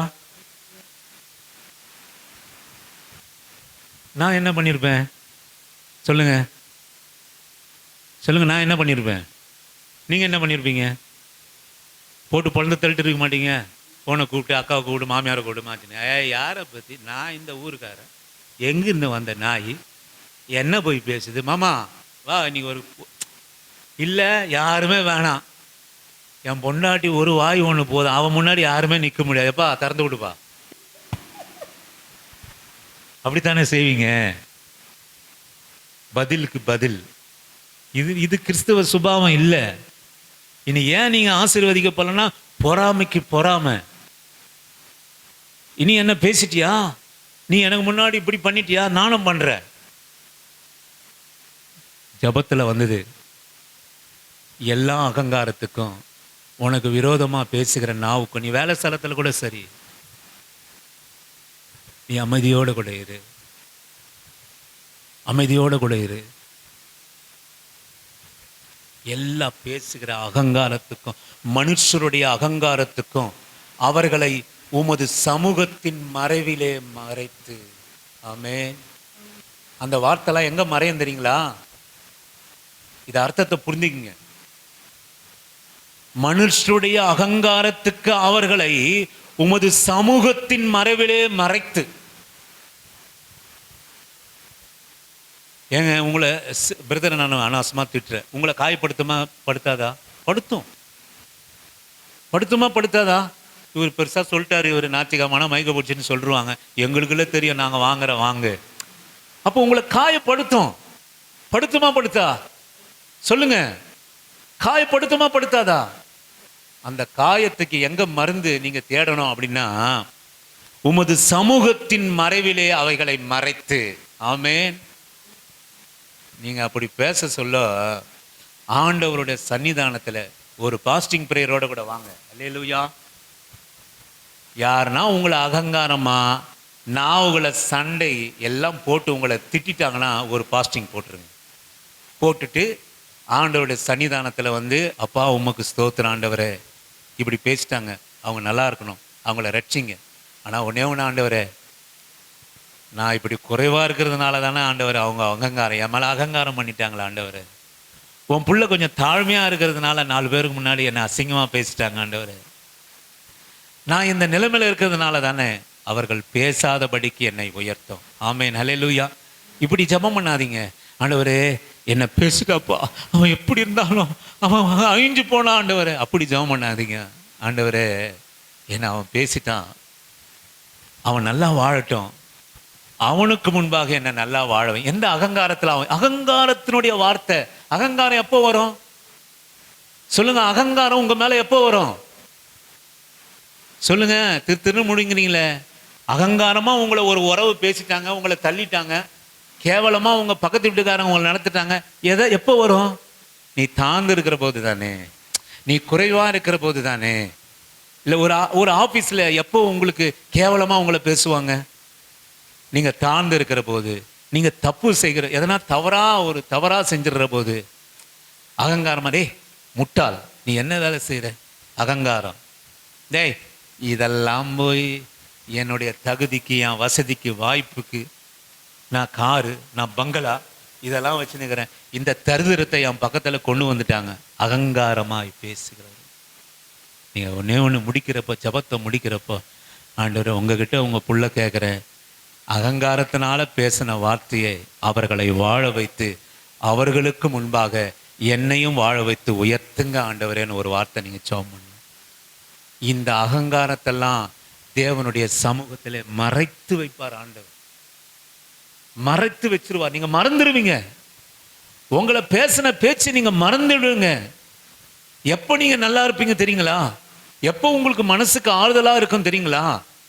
மற்றவங்க பேசுகிற வார்த்தையில மனசுல வச்சு வச்சு வச்சு வச்சு வச்சு பல வருஷங்களா வச்சு வச்சு யாருக்கு பிரச்சனை சொல்லுங்க? யாருக்கு பிரச்சனை? எல்லாம் இங்க சொல்றப்போ இங்க சொல்றீங்க, வெளியே போய் நடக்கிறது வேற விதமா இல்ல நடக்கிறீங்க. யாருக்கு பிரச்சனை? உங்களை திட்டுறவங்களுக்கு முன்பாக ஒரு கனிவான ஒரு சிரிப்பு உங்களால சிரிக்க முடியுதா? அப்பதாங்க ஆண்டவர் எல்லாத்தையும் மறைச்சிருக்கிறாருன்னு அர்த்தம். உங்களை திட்டினவங்களுக்கு முன்பாக சந்தோஷமா கம்பீரமா அப்படியே சிரிச்சு உங்களால பார்க்க முடியுதா? சொல்லுங்க, பார்க்க முடியுதா? உங்க பகைத்தவர்களுக்கு முன்பாக பார்க்க முடியுதா? மறைக்கலன்னு அர்த்தம். வேலை ஸ்தலத்தில் நேற்றுக்கு ஒருத்தவங்க திட்டாங்க உங்களை கேவலமா, மறுநாள் வேலைக்கு போக சொல்ல அவங்களுக்கு குட் மார்னிங் பண்ண முடியுதா? முடியல. அகங்காரம் மறைக்கல. தேவ சமூகத்தில் வந்து அகங்காரம், அவன் பண்ண அகங்காரம் மறைத்து போகல, உள்ளுக்குள்ள வச்சுன்னு இருக்கிற. யாருக்கு தான் பாதிப்பு? நேற்றுக்கு வேலை சரியா செய்யறதுனால உன்னை முட்டாளு திட்டினவன் அதை அப்படியே உள்ளுக்குள்ள வச்சு வச்சு வச்சு நீ மறுநாள் வேலைக்கு வந்தனா நேற்றை விட இந்த நாள்ல நீ முட்டாளா இருப்பா. ஆமேன், ஆமேன். இது விளங்காது. இது அகங்காரத்தில் ஒன்றை பேசி இது சரியான நோய் உள்ளதுப்பா, இது அப்படியே தான் போகும், இது அதே தருதுரும், இது பசியில் இருக்கும், பட்னியாக இருக்கு, இது கடன்லையே தான் இருக்குன்னு ஒருத்தன் அகங்காரமாக உன்னை பேசிட்டான். நீ அதை மனசுலயே வச்சுட்டு இருந்தா நீங்கள் எப்படி இருப்பீங்க? நீங்களும் நானும் எப்படி இருப்போம்? இருக்கிற தரித்திரத்தை விட, இருக்கிற நோயை விட, இருக்கிற நிலைமையை விட மோசம். அவன் என்ன சொல்லிட்டானா, என்னை பார்த்து கேவலமாக சொல்லிட்டானா, உடனே இந்த பைக் இல்ல, உடனே இன்ஸ்டால்மெண்ட்ல அவனுக்கு முன்பாக ஒரு 1.5 லட்சம் ரூபாய் பைக்கை வாங்கி ஏன்? அகங்காரம் மறையில. நீங்க என்ன நினைக்கிறோம்? நம்ம என்ன நினைக்கிறோம்னா, அவன் என்ன பேசிட்டான், அவனுக்கு முன்பாக எப்படியாவது குறுக்கு வழியில நான் வாழ்ந்துடணும், குறுக்கு வழியில வாழ்ந்துடணும். அவனுக்கு என்ன பேசுனவங்களுக்கு முன்பாக எப்படியாவது நான் வாழ்ந்துடணும், அவனுக்கு முன்பாக நான் எப்படியாவது உயர்ந்து இருக்கணும், கடன் பட்டாலும் வட்டி கட்டினாலும் பரவாயில்ல, என் வீட்டு வாசல்ல எப்படியும் ஒரு கார் இருக்கணும். அவன் கார் வாங்கிட்டு இருந்தனால தானே என்ன கேவலமா பார்க்கறான். நானும் வாங்குவேன் காரு. யார் அழிஞ்சு போவா? ஏங்க நான் சொல்றது புரியுதா உங்களுக்கு? யார் அழிஞ்சு போவா? புளியை பார்த்து பூனை சூடப்பட்ட யார் அழிஞ்சு போயிடும்? இருக்கிற அழகான முடி கூட பூனைக்கு போயிடும். ஆமேன். எதுவும் பண்ணாதீங்க. உங்களுக்குன்னு ஆண்டவர் ஒரு நாளை வச்சிருக்கிறார். ஆமேன். நீங்களை உங்களே உயர்த்துக்கிறது இல்லை, அவரு உயர்த்தினா கர்த்தர் கொடுக்கிற ஆசீர்வாதமா ஐஸ்வர்யத்தை தரும், வேதனை இருக்காது. நீங்களே அந்த அகங்காரத்தை உள்ள வச்சுட்டு நான் வாழ்ந்துருவோம்பா, நிக்சன் என்னை கேவலமா பார்த்துருவா, என்ன பேசிட்டா போல, அவருக்கு முன்பா நான் வாழ்ந்துருவேன், அவரு 2 லட்ச ரூபாய் பைக் வச்சுக்கிறாரு, இப்பயே லோனை போட்டு 2.5 லட்ச ரூபாய் பைக்கை வாங்கி அவருக்கு முன்பாக ஓட்டுவேன் நான். யார் வட்டி கட்டுறது? நிக்சனா கட்டுவாரு? யார் வட்டி கட்டுவா? நான் கட்டணும். என் பிள்ளைங்களுடைய காரியம் போயிடும், நான் கட்டணும். அழுக யார் வீட்டுல? அவர் இன்னமும் அகங்காரம் ஆயிடுவாரு. பாரு, நான் எனக்கு அழகா எங்க அப்பா சம்பாரிச்சு வச்சிருக்கிறாரு, நான் வசதியா இருக்கிறேன், 2 லட்ச ரூபாய் பைக்கு நான் வாங்குறேன், இந்த ஆளு லோனை போட்டு வாங்கிக்கிறான், பைத்தியக்காரன், இன்னும் அகங்காரம் ஆயிடுவான். என்ன பார்த்து அப்படிதானே? அது உண்மைதானே? அருமையான தேவச்சனமே, பொறுமையோடு கூட அந்த அகங்காரத்தெல்லாம் மறைக்கிற இடம் தேவனுடைய சந்நிதி. எப்போ உனக்கு ஆறுதல், நீ எங்க இருந்தாலும் கிடைக்காது, அந்த கண்ணீரோடு கூட நீ வந்து ஜெபம் பண்ணி ஆண்டவர் சமூகத்தில், ஆண்டவரே மற்றவருக்கு முன்பாக நீ என்ன வச்சிருக்க ஆண்டவர், நான் எந்த தப்பும் செய்யல ஆண்டவர், ஆனாலும் என் மேல அகங்காரமா என்ன பேசுறான், என் பிள்ளைய கேவலமா பேசுறான், என் நிலைமையை அவன் கேவலமா பேசுறான், அவன் நல்லா வாழணும் ஆண்டவரே, ஆனா கடைசியா ஒண்ணே ஆண்டவரே, அவனுக்கு முன்பாக நான் என்ன உயர்ந்து இருக்கணும். இதே நிலைமையில ஆண்டவரே, என்னுடைய உயர்வை அவன் பார்க்கணும், என் பிள்ளைகளுடைய வாழ்வை அவன் பார்க்கணும்.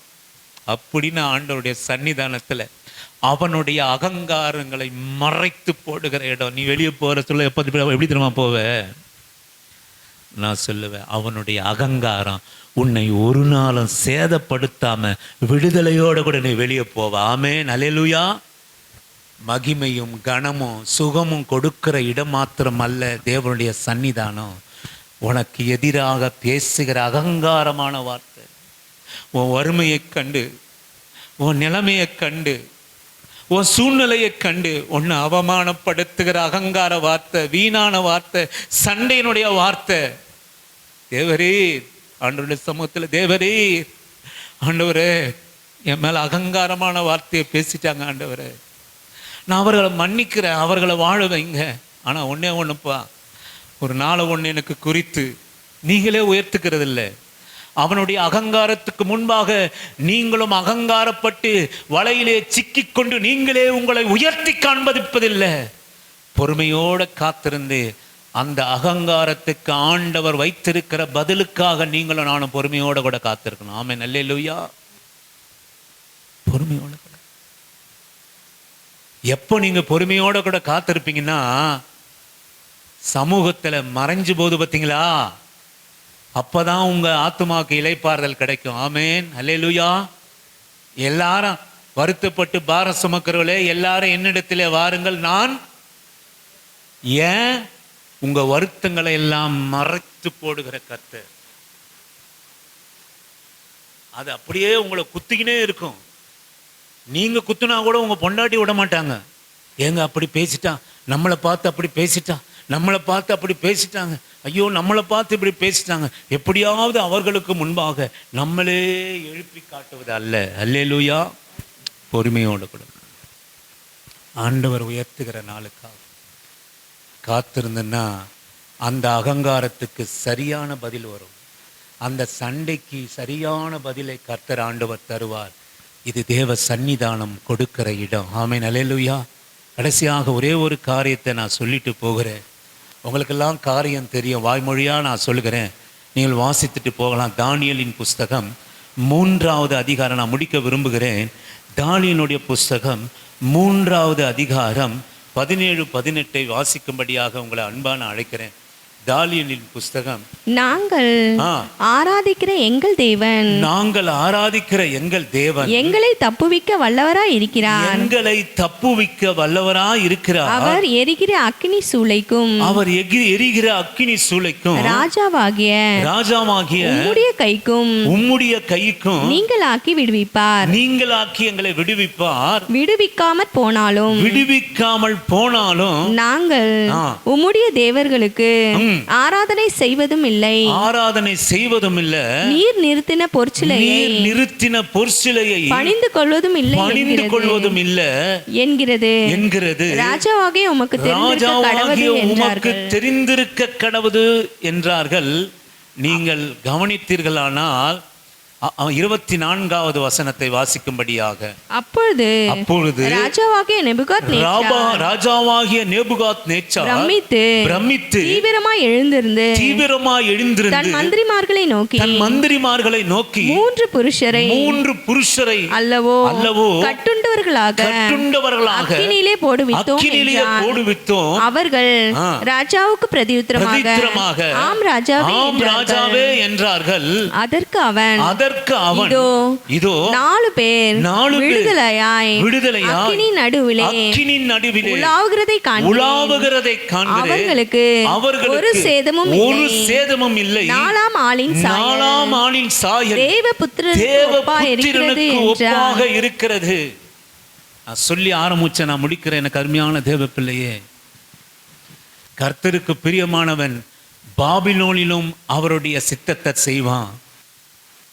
தேவனுடைய சித்தம் என்ன அப்படின்னு கேட்டீங்கன்னா, தேவன் நம்மேல் பிரியமா இருப்பது என்ன கேட்டீங்கன்னா சொல்லுங்க பாப்போம்.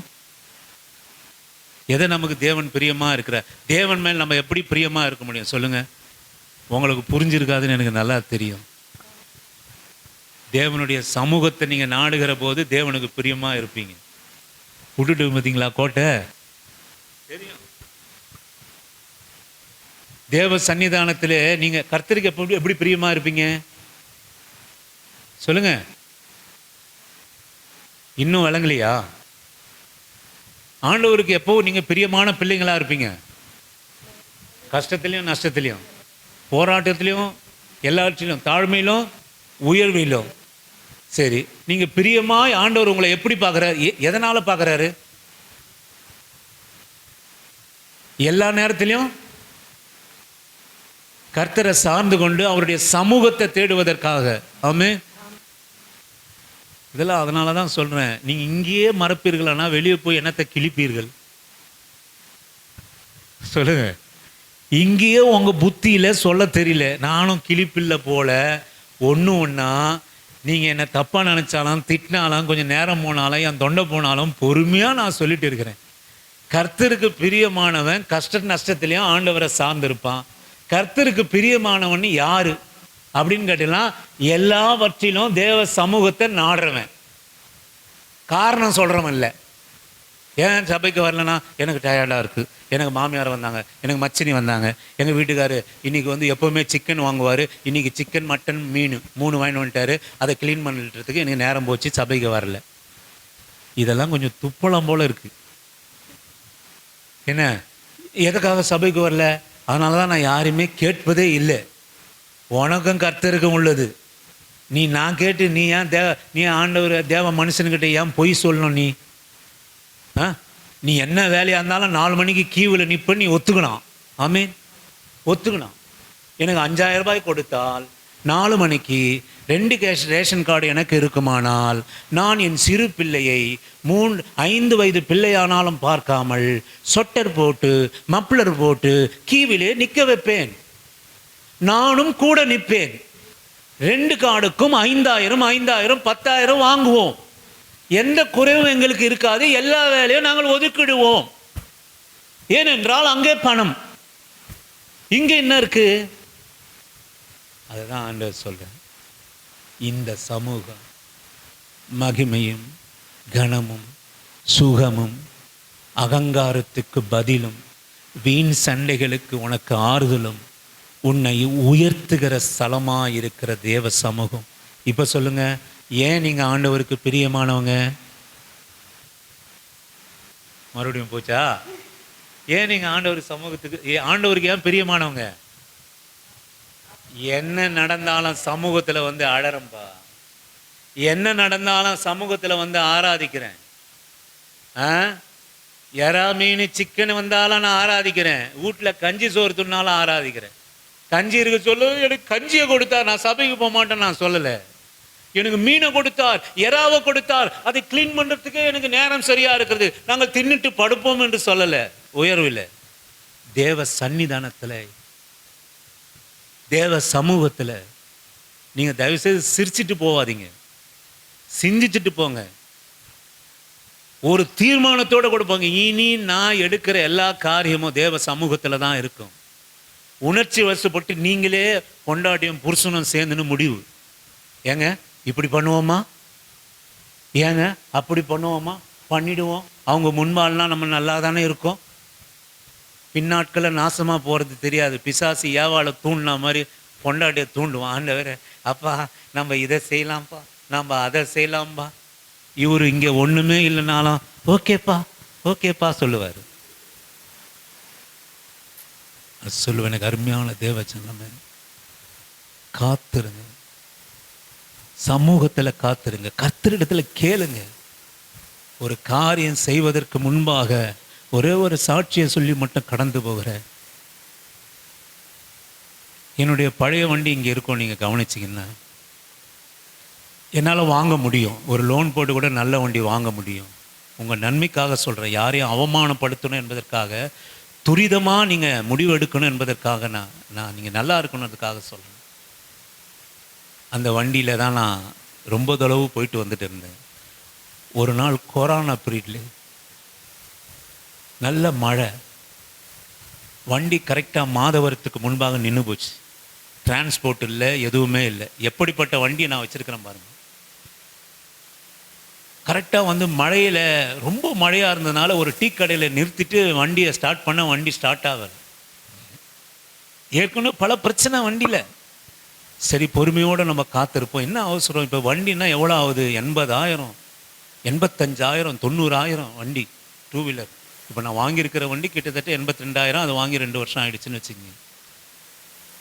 அப்போது உதைக்கிறேன் முடியல. ஒரு கடை இல்லை, ஒன்றும் இல்லை. டிரான்ஸ்போர்ட், வண்டியை சரி ஓரம் கட்டிட்டு விட்டுட்டு போகிறதுக்கு ஒரு டிரான்ஸ்போர்ட் இல்லை. கர்த்தரை ஆராதிச்சு தான் போனேன். அல்லேலூயா, கர்த்தரை துதிச்சு தான் போனேன்.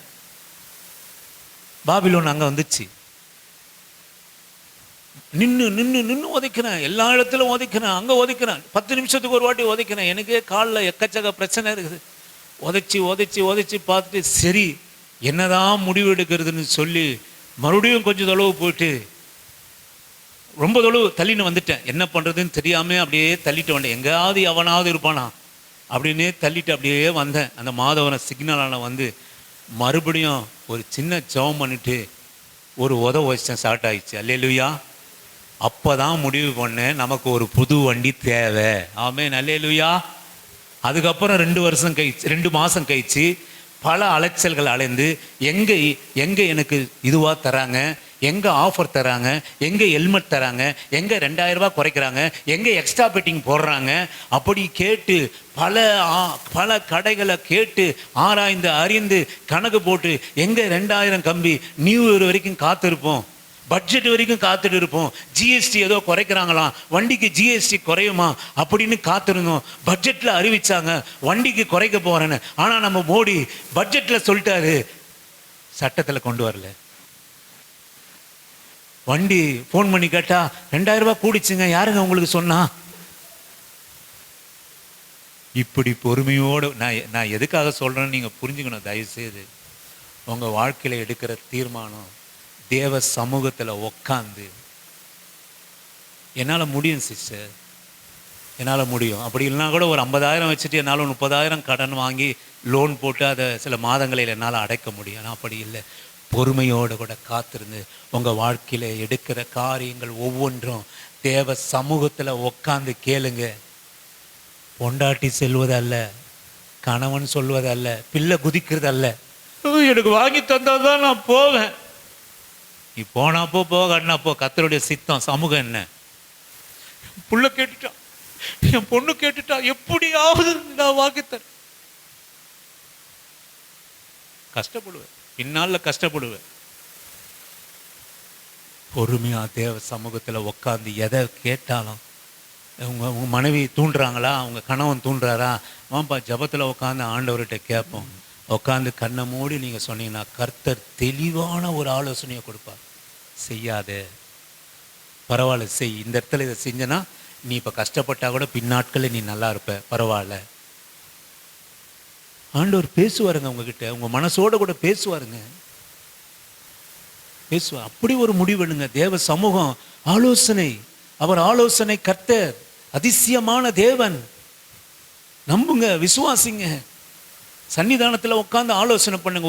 ஒரு பிரயாணம் போறீங்களா, ஆலோசனை பண்ணுங்க. எவ்வளவு செலவாகும், யாருக்காக போறோம், எந்த பெருமைக்காக போறோம். இல்லை 2 சவரம் நகை வாங்கிட்டோம், அது யாராவது 10 பேர் பார்க்கணும், அவங்க கிட்டலாம் காட்டணும், அதனால போறீங்களா? இல்லை போக வேண்டிய கட்டாயம் இருக்கா? இல்லை அழகான ஆடைகளும் அலங்காரம் இருக்கிறது, என் மனைவி அழகா இருக்கிறா, என்னுடைய பிள்ளைங்கள் அழகா இருக்கிறது, என் சொந்தக்காரெல்லாம் பார்த்து நாளாச்சு, அவர்களுக்கு முன்பாக என் பிள்ளையும் என் ஆசீர்வாதத்தையும் காட்டணும் என்ற அற்பத்துக்காக போறீங்களா? நான் சொல்லுவேன், தேவனுடைய சித்தம் இல்லாம எந்த ஒரு காரியத்துக்கும் நீங்க போகக்கூடாது. எந்த ஒரு காரியமும் செய்யாதீங்க. கர்த்தருடைய பிள்ளைகளுடைய வாழ்க்கை அருமையா இருக்கும். ஆமே. எல்லாம் அங்க போயிட்டு செலவாயிட்டு அங்க போயிட்டு உடல் சுகமாயிடுச்சு, அதுக்கப்புறம் வந்து சன்னிதானத்துல உட்கார்றது. எல்லாம் முடிச்சுட்டு, கவனிங்க, எல்லாம் முடிச்சுட்டு சன்னிதானத்துல வந்து உட்கார்றது. ஆண்டவரே ஏன் எனக்கு இதை மாதிரி ஆயிடுச்சு? ஆண்டவர் அப்பவும் பேசுவார். ஏய் யாரை கேட்டு செஞ்ச கேட்பாரா இல்லையா? அந்த சத்தம் நமக்கு கேட்காது. அந்த சத்தம் நமக்கு கேட்காது. ஏன்னா நம்மலாம் மூடி மறைத்து கொள்கிறோம். அவர் சன்னிதானத்தில் அவர் மறைக்கிற காரியம் வேலை. நம்ம ஃபுல்லா டைட்டா நம்ம மேல இருக்கிற தப்பெல்லாம் மூட்டை கட்டிடுவோம்ல. டைட்டா மூட்டை கட்டிட்டு தானே நம்ம ஆண்டவர்கிட்ட கேள்வி கேட்போம். நீங்க நல்லா கவனிச்சு பாருங்களேன். நம்மளுடைய வாழ்க்கை, நான் என்னையும் சேர்த்து சொல்றேன், நமக்கு ஒரு பிரச்சனை வந்துடுச்சுன்னா நம்ம செய்த தப்பெல்லாம் எங்க வச்சிருவோம்? எங்க வச்சிருவீங்க? மூட்டை கட்டி அப்படியே தப்பு செய்யாத மாதிரி, நல்ல புள்ள மாதிரி நல்லா மூடி மொழிகி பீரோவில் வச்சு லாக்கரில் வச்சு பூட்டிட்டு நம்ம தப்பெல்லாம் ஆண்டவர் சன்னிதானத்தில் வெறுங்கையோடு கூட வந்து, கர்த்தாவே கர்த்தாவே, ஏன் உங்கள் புள்ள இல்லை, ஞாயிற்றுக்கிழமை தோறும் சபைக்கு வரேன், ஆராதிக்கிறேன், காணிக்கை கொடுக்குறேன், ஊழியம் செய்கிறேன், எனக்கு ஏன் இந்த நிலைமை?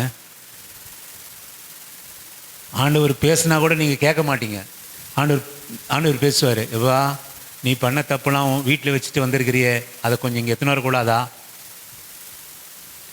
தேவ சன்னிதானத்தில் வர சொல்ல செஞ்ச தப்பையும் கொண்டு வரணும். ஆமென். செஞ்ச தப்பையும் கொண்டு வாங்க. நீங்கள் செஞ்ச தப்பு, அகங்காரமாக என்ன பேசிட்டோம், அனாவசியமாக என்ன பேசிட்டான், நீ என்ன பேசுன, அதை கொண்டு வரவே மாட்டீங்க. ஆமென். தேவ சன்னிதானத்தில் கொண்டு வரவே மாட்டீங்க. மூட்டை கட்டி உள்ளே வச்சிருவீங்க.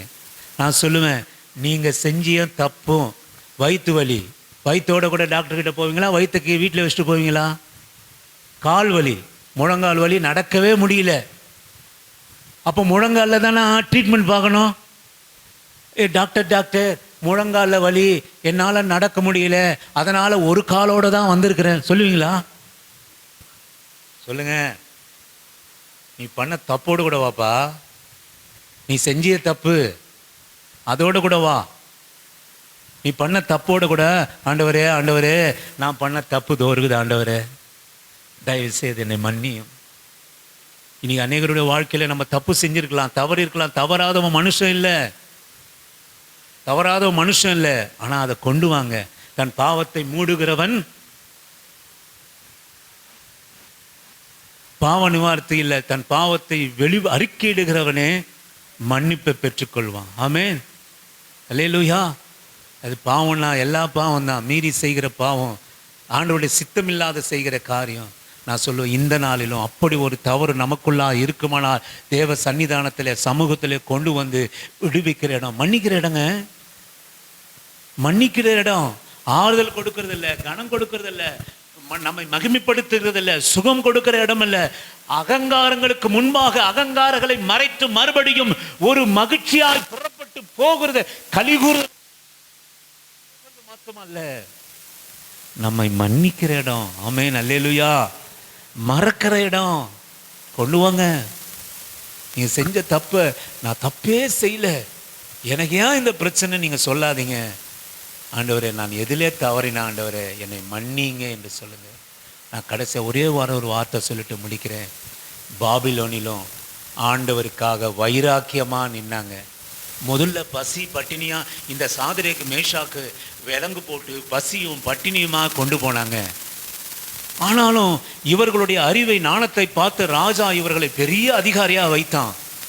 பசி பட்டினியாக இருக்க சொல்லக்கூட தேவனுடைய சமூகத்தை நாடினாங்க. நீங்கள் தானியேலை பற்றி தெரியும்.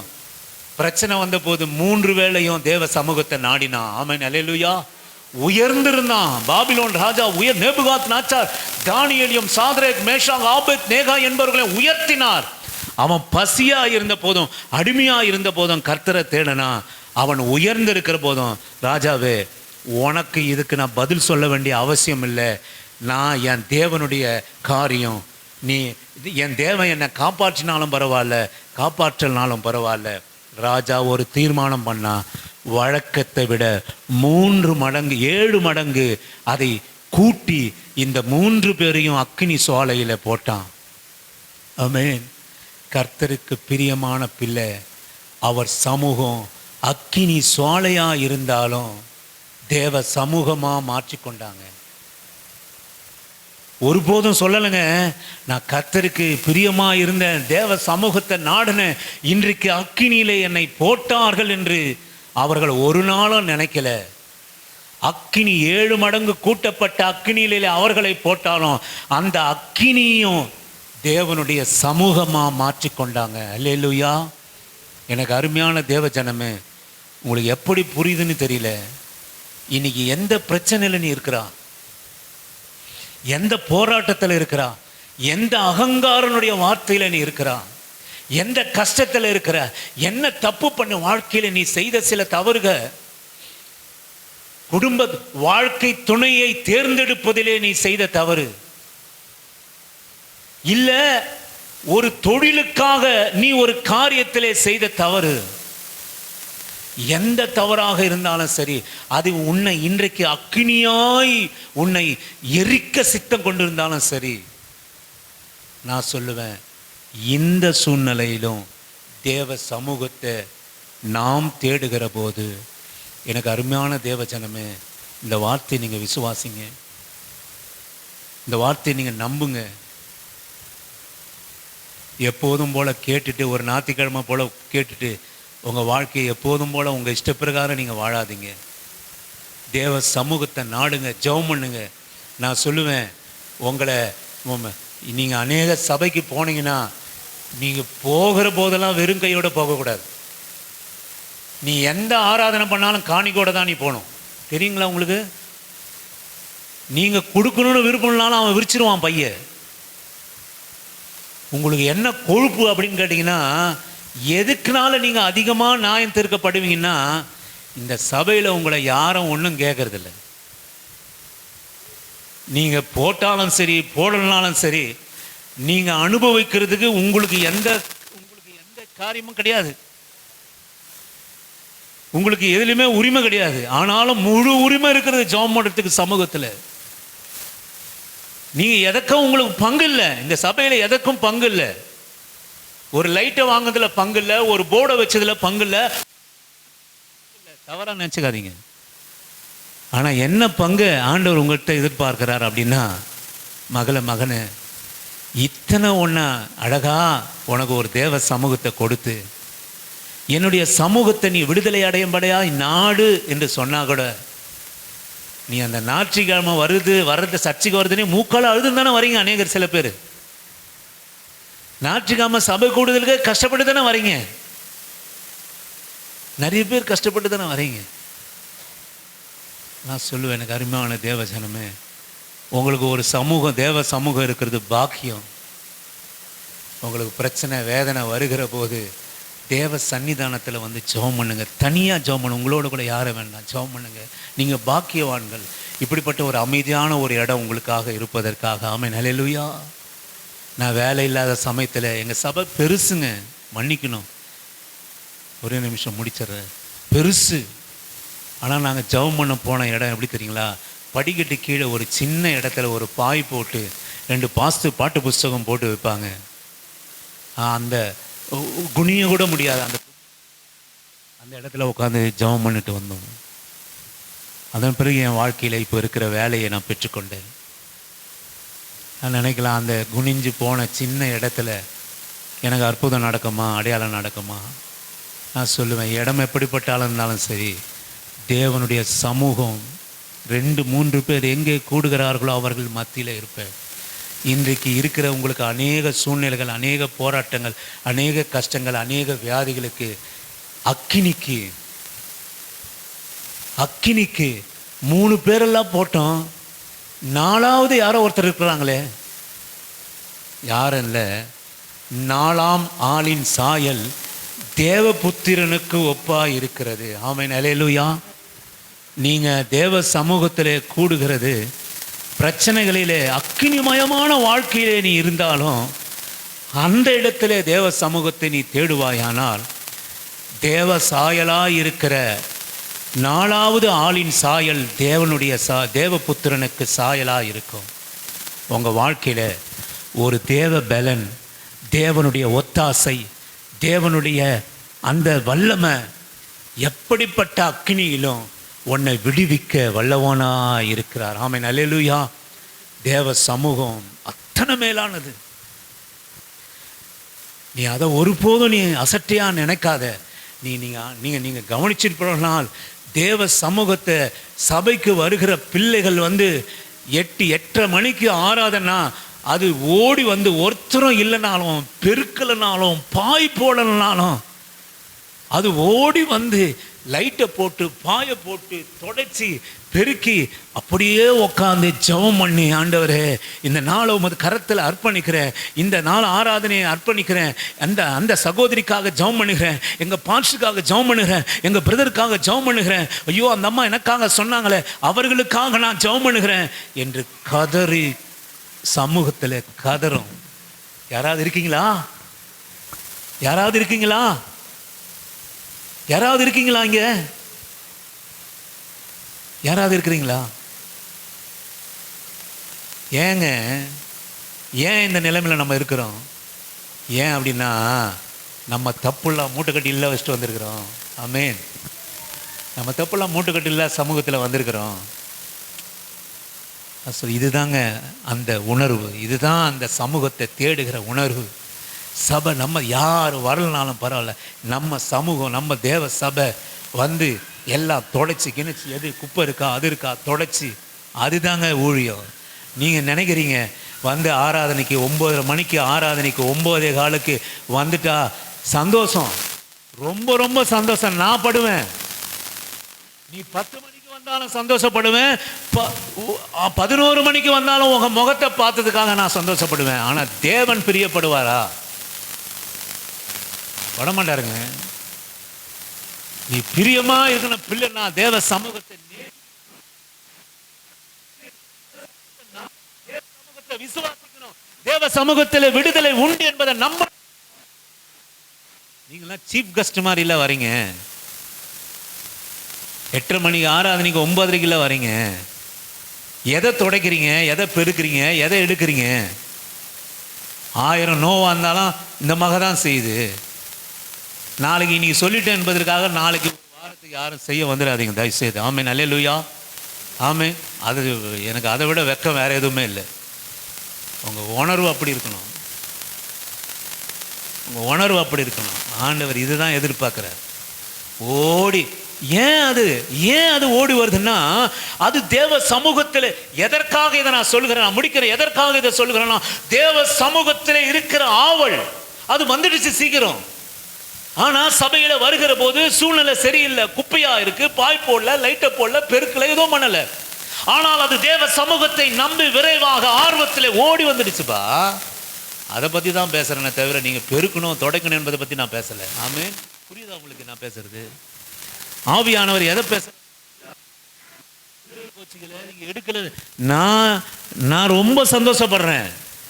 நான் ஆண்டவருடைய சன்னிதானத்தில் பெருக்குவதற்காக, தொடக்குவதற்காக, இன்னும் சீர்படுத்துவதற்காக இந்த வேலையை நான் ஜீவனோடு இருக்கிற வரைக்கும் நான் தான் செய்வேன். நான் உங்களுக்கு யாருக்கும் விட்டு கொடுக்க மாட்டேன். ஆமென், அல்லேலூயா. அது பாக்கியம், அது பிரியம். நீங்கள் எடுத்துகிட்டு போட்டிங்கன்னா நான் விட மாட்டேன். நான் அதை பற்றி பேசலை. நான் எதை பற்றி பேசுகிறேன் அப்படின்றது விலகி கொள்ளுங்க, தவறாக நினைக்காதீங்க.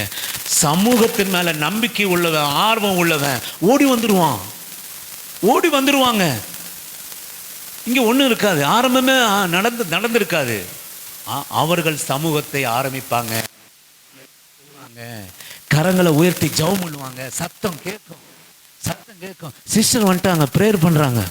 பிரதர் வந்துட்டார், என்னப்பா சத்தம்? பிரதர் வந்துட்டார், ப்ரேயர் பண்ணுறாரு. யாருக்காக ப்ரேயர் பண்ணுறாரு? அந்த பிரதர் எஸ்தர் அம்மாக்காக ப்ரேயர் பண்ணுறாரு, எஸ்தர் அம்மா இந்த பிரதருக்காக ப்ரேயர் பண்ணுறாங்க, ஆராதனை பண்ணுறாங்க, பாட்டு பாடுறாங்க, பாட்டு சத்தம் கேட்குது, ஜெபம் பண்ணுறாங்க, கண்ணீரோடு கூட ஜெபம் பண்ணுறாங்க, முழங்காலில் ஜெபம் பண்ணுறாங்க. எப்போ 9 மணி சபைக்கு 8:30 மணிக்கே வந்துட்டாங்கப்பா. கர்த்தருக்கு பிரியமானவங்க, அவருடைய சமூகத்தை விரும்புகிறவங்க இப்படித்தான் இருப்பாங்க. போனால் போது போய்க்கலாம், 2 பாட்டு தானே போயிருக்கோம்.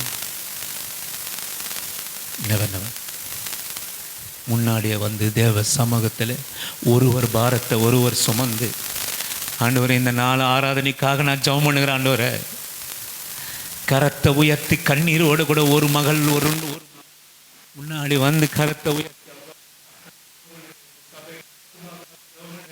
அற்புத அடையாளத்துக்காக நான் ஜெபம் பண்ணுகிறேன்.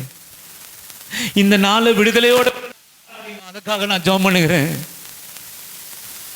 ஆண்டவரே ஆத்துமாக்கள் வரணும், எங்கள் அம்மா வரணும், ஆண்டவரே எங்கள் புருஷன் வரணும், அதற்காக கண்ணீரோடு கூட நான் ஆராதிக்கினேன். நான் சொல்லுவேன், அப்படி இல்லைப்பா, நீங்கள் இல்லை முன்னாடியே வந்து கரங்களை உயர்த்தி, அதுதான் தேவ சமூகம். இன்னைக்கு நான் ஏன் ஆண்டவரோட பலிபீடத்தில் சொல்வதெல்லாம் உங்களுக்கு நடக்கலை? ஏன் பொய்யா போகுது? கர்த்தருடைய பிரியம் நம்ம மேலே இல்லை. தானியேல் ஜெபிக்க துவங்கின போது சிங்கங்களினுடைய வாய் கட்டப்பட்டது. தானியேல் ஜெபிக்க துவங்கின போது தேவ தூதர்கள் இறங்கி வந்தாங்க. அப்படி இருக்கிறீங்களா சிஸ்டர் பிரதர்? நீங்கள் எதனா பிரச்சனைனா கதவு மூடிட்டு ஜெபம் பண்ணுறீங்களா? வீட்டில் ஆண்டவர்கிட்ட ஜெபம் பண்ணுறீங்களா? சபைக்காக ஜெபம் பண்ணுறீங்களா? சகோதரனுக்காக ஜெபம் பண்ணுறீங்களா?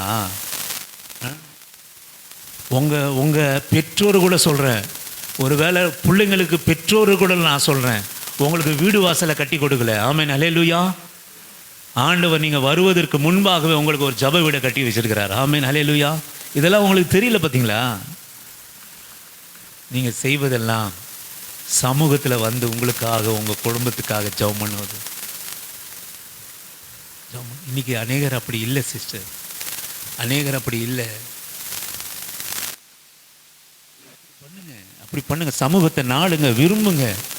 மனுஷருக்கு முன்பாக பேசுறதுக்கு விரும்புகிறோமே, ஆண்டவருக்கு முன்பாக நான் முதலாவது போய் இதெல்லாம் ஆண்டவர்கிட்ட நான் ஜெபம் பண்ணுவேன். உங்களுக்கு இருக்கா சொல்லுங்க. நீங்கள் வரது எழும்பி கஷ்டப்பட்டு குளிச்சுட்டு வரத்துக்கு அதுவே கஷ்டமாக இருக்கும். அப்படி இருங்க சிஸ்டர். அப்படி இருந்துட்டு ஆண்டவரை நம்ம கேட்போமானால் நிச்சயமாய் உண்மையாய் கண்களை மூடுவோம். உண்மையாய் கர்த்தரை தேடும் எனக்கு, உண்மையாய் கர்த்தரை தேடும் எனக்கு ஒரு நன்மையும் குறைவதில்லையே. உண்மையாய் கர்த்தரை தேடும் எனக்கு, உண்மையாய் கர்த்தரை தேடும் எனக்கு ஒரு நன்மையும் குறைவதில்லையே. அவமானம் அடைவதில்லை. அப்பா நான் உமது பிள்ளை, நப்பா நான் உமது பிள்ளை. ஒரு நாளும் அவமானம் அடைவதில்லை. அப்பா நான் உமது பிள்ளை, ஒரு நாளும் அவமானம் அடைவதில்லை. கர்த்தருக்கு பிரியம் ஜெபம் பண்ணுங்க. கர்த்தருக்கு பிரியமான கர்த்தருக்கு சித்தமானதை செய்வான்.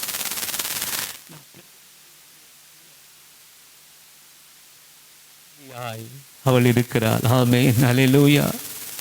முள்ளுகளுக்கு மத்தியிலே அவள் லீலி புஷ்பமாய் நறுமணத்தோடு கூட கவர்ச்சியாக அவள் காணப்படுவா தேவனுடைய சமூகத்தில். தேவனுடைய சமூகம் என்றால் என்ன? அது சுகத்தை கொடுக்கிற இடம், மகிமையை கொடுக்கிற இடம், ஆனந்த சந்தோஷத்தை கொடுக்கிற இடம், கனத்தை கொடுக்கிற இடம். உலகத்தில் இருக்கிற அகங்கார கண்டு, வீணான வார்த்தை, அவமான பேச்சுக்கள், உன்னை அவமானப்படுத்தினதற்கெல்லாம் அவமானத்தெல்லாம் தேவனுடைய சமூகத்திலே வருகிற போது அதை மறைத்து மூடி உன்னை நடத்துகிற ஹalleluya. ஜெபம் பண்ணுங்க, ஜெபம் பண்ணுங்க, ஜெபம் பண்ணுங்க.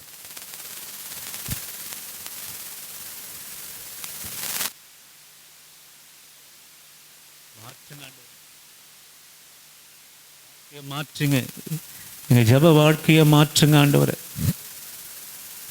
உங்க சமூகத்தை தேடுவதை மாற்றுங்க ஆண்டவரே. மாற்றுங்கப்பா. இந்த குடும்ப வாழ்க்கை மாறட்டும், கஷ்டம் மாறட்டும், கடன் சுமை மாறட்டும் ஆண்டவரே. வியாதிகள் மாறட்டும். உமக்கு பிரியமான பிள்ளை ஜெபிக்க துவங்கின போதே பதில் வர ஆண்டவரே. எத்தனை அக்கினிமயமான 7 மடங்கு அக்கினியிலே நாங்கள் இருந்தாலும் தேவ சமூகத்தை தேடுகிற போது 4ஆவதாக ஒருவர் தேவ புத்திரனுக்கு சாயலாக என்னுடைய பிரச்சனையை நீக்குவதற்காக, என்னுடைய அனலை நீக்குவதற்காக, என்னுடைய புயல் காற்றை அமர்த்துவதற்காக, என் மூழ்கி போன படகை அமர்த்துவதற்காக, என் வாழ்க்கை பிரயாணத்தை சுகமமாய் நாம் மேற்கொள்வதற்காக பிள்ளைகளுடைய கொடுக்கிற கரங்களாமா.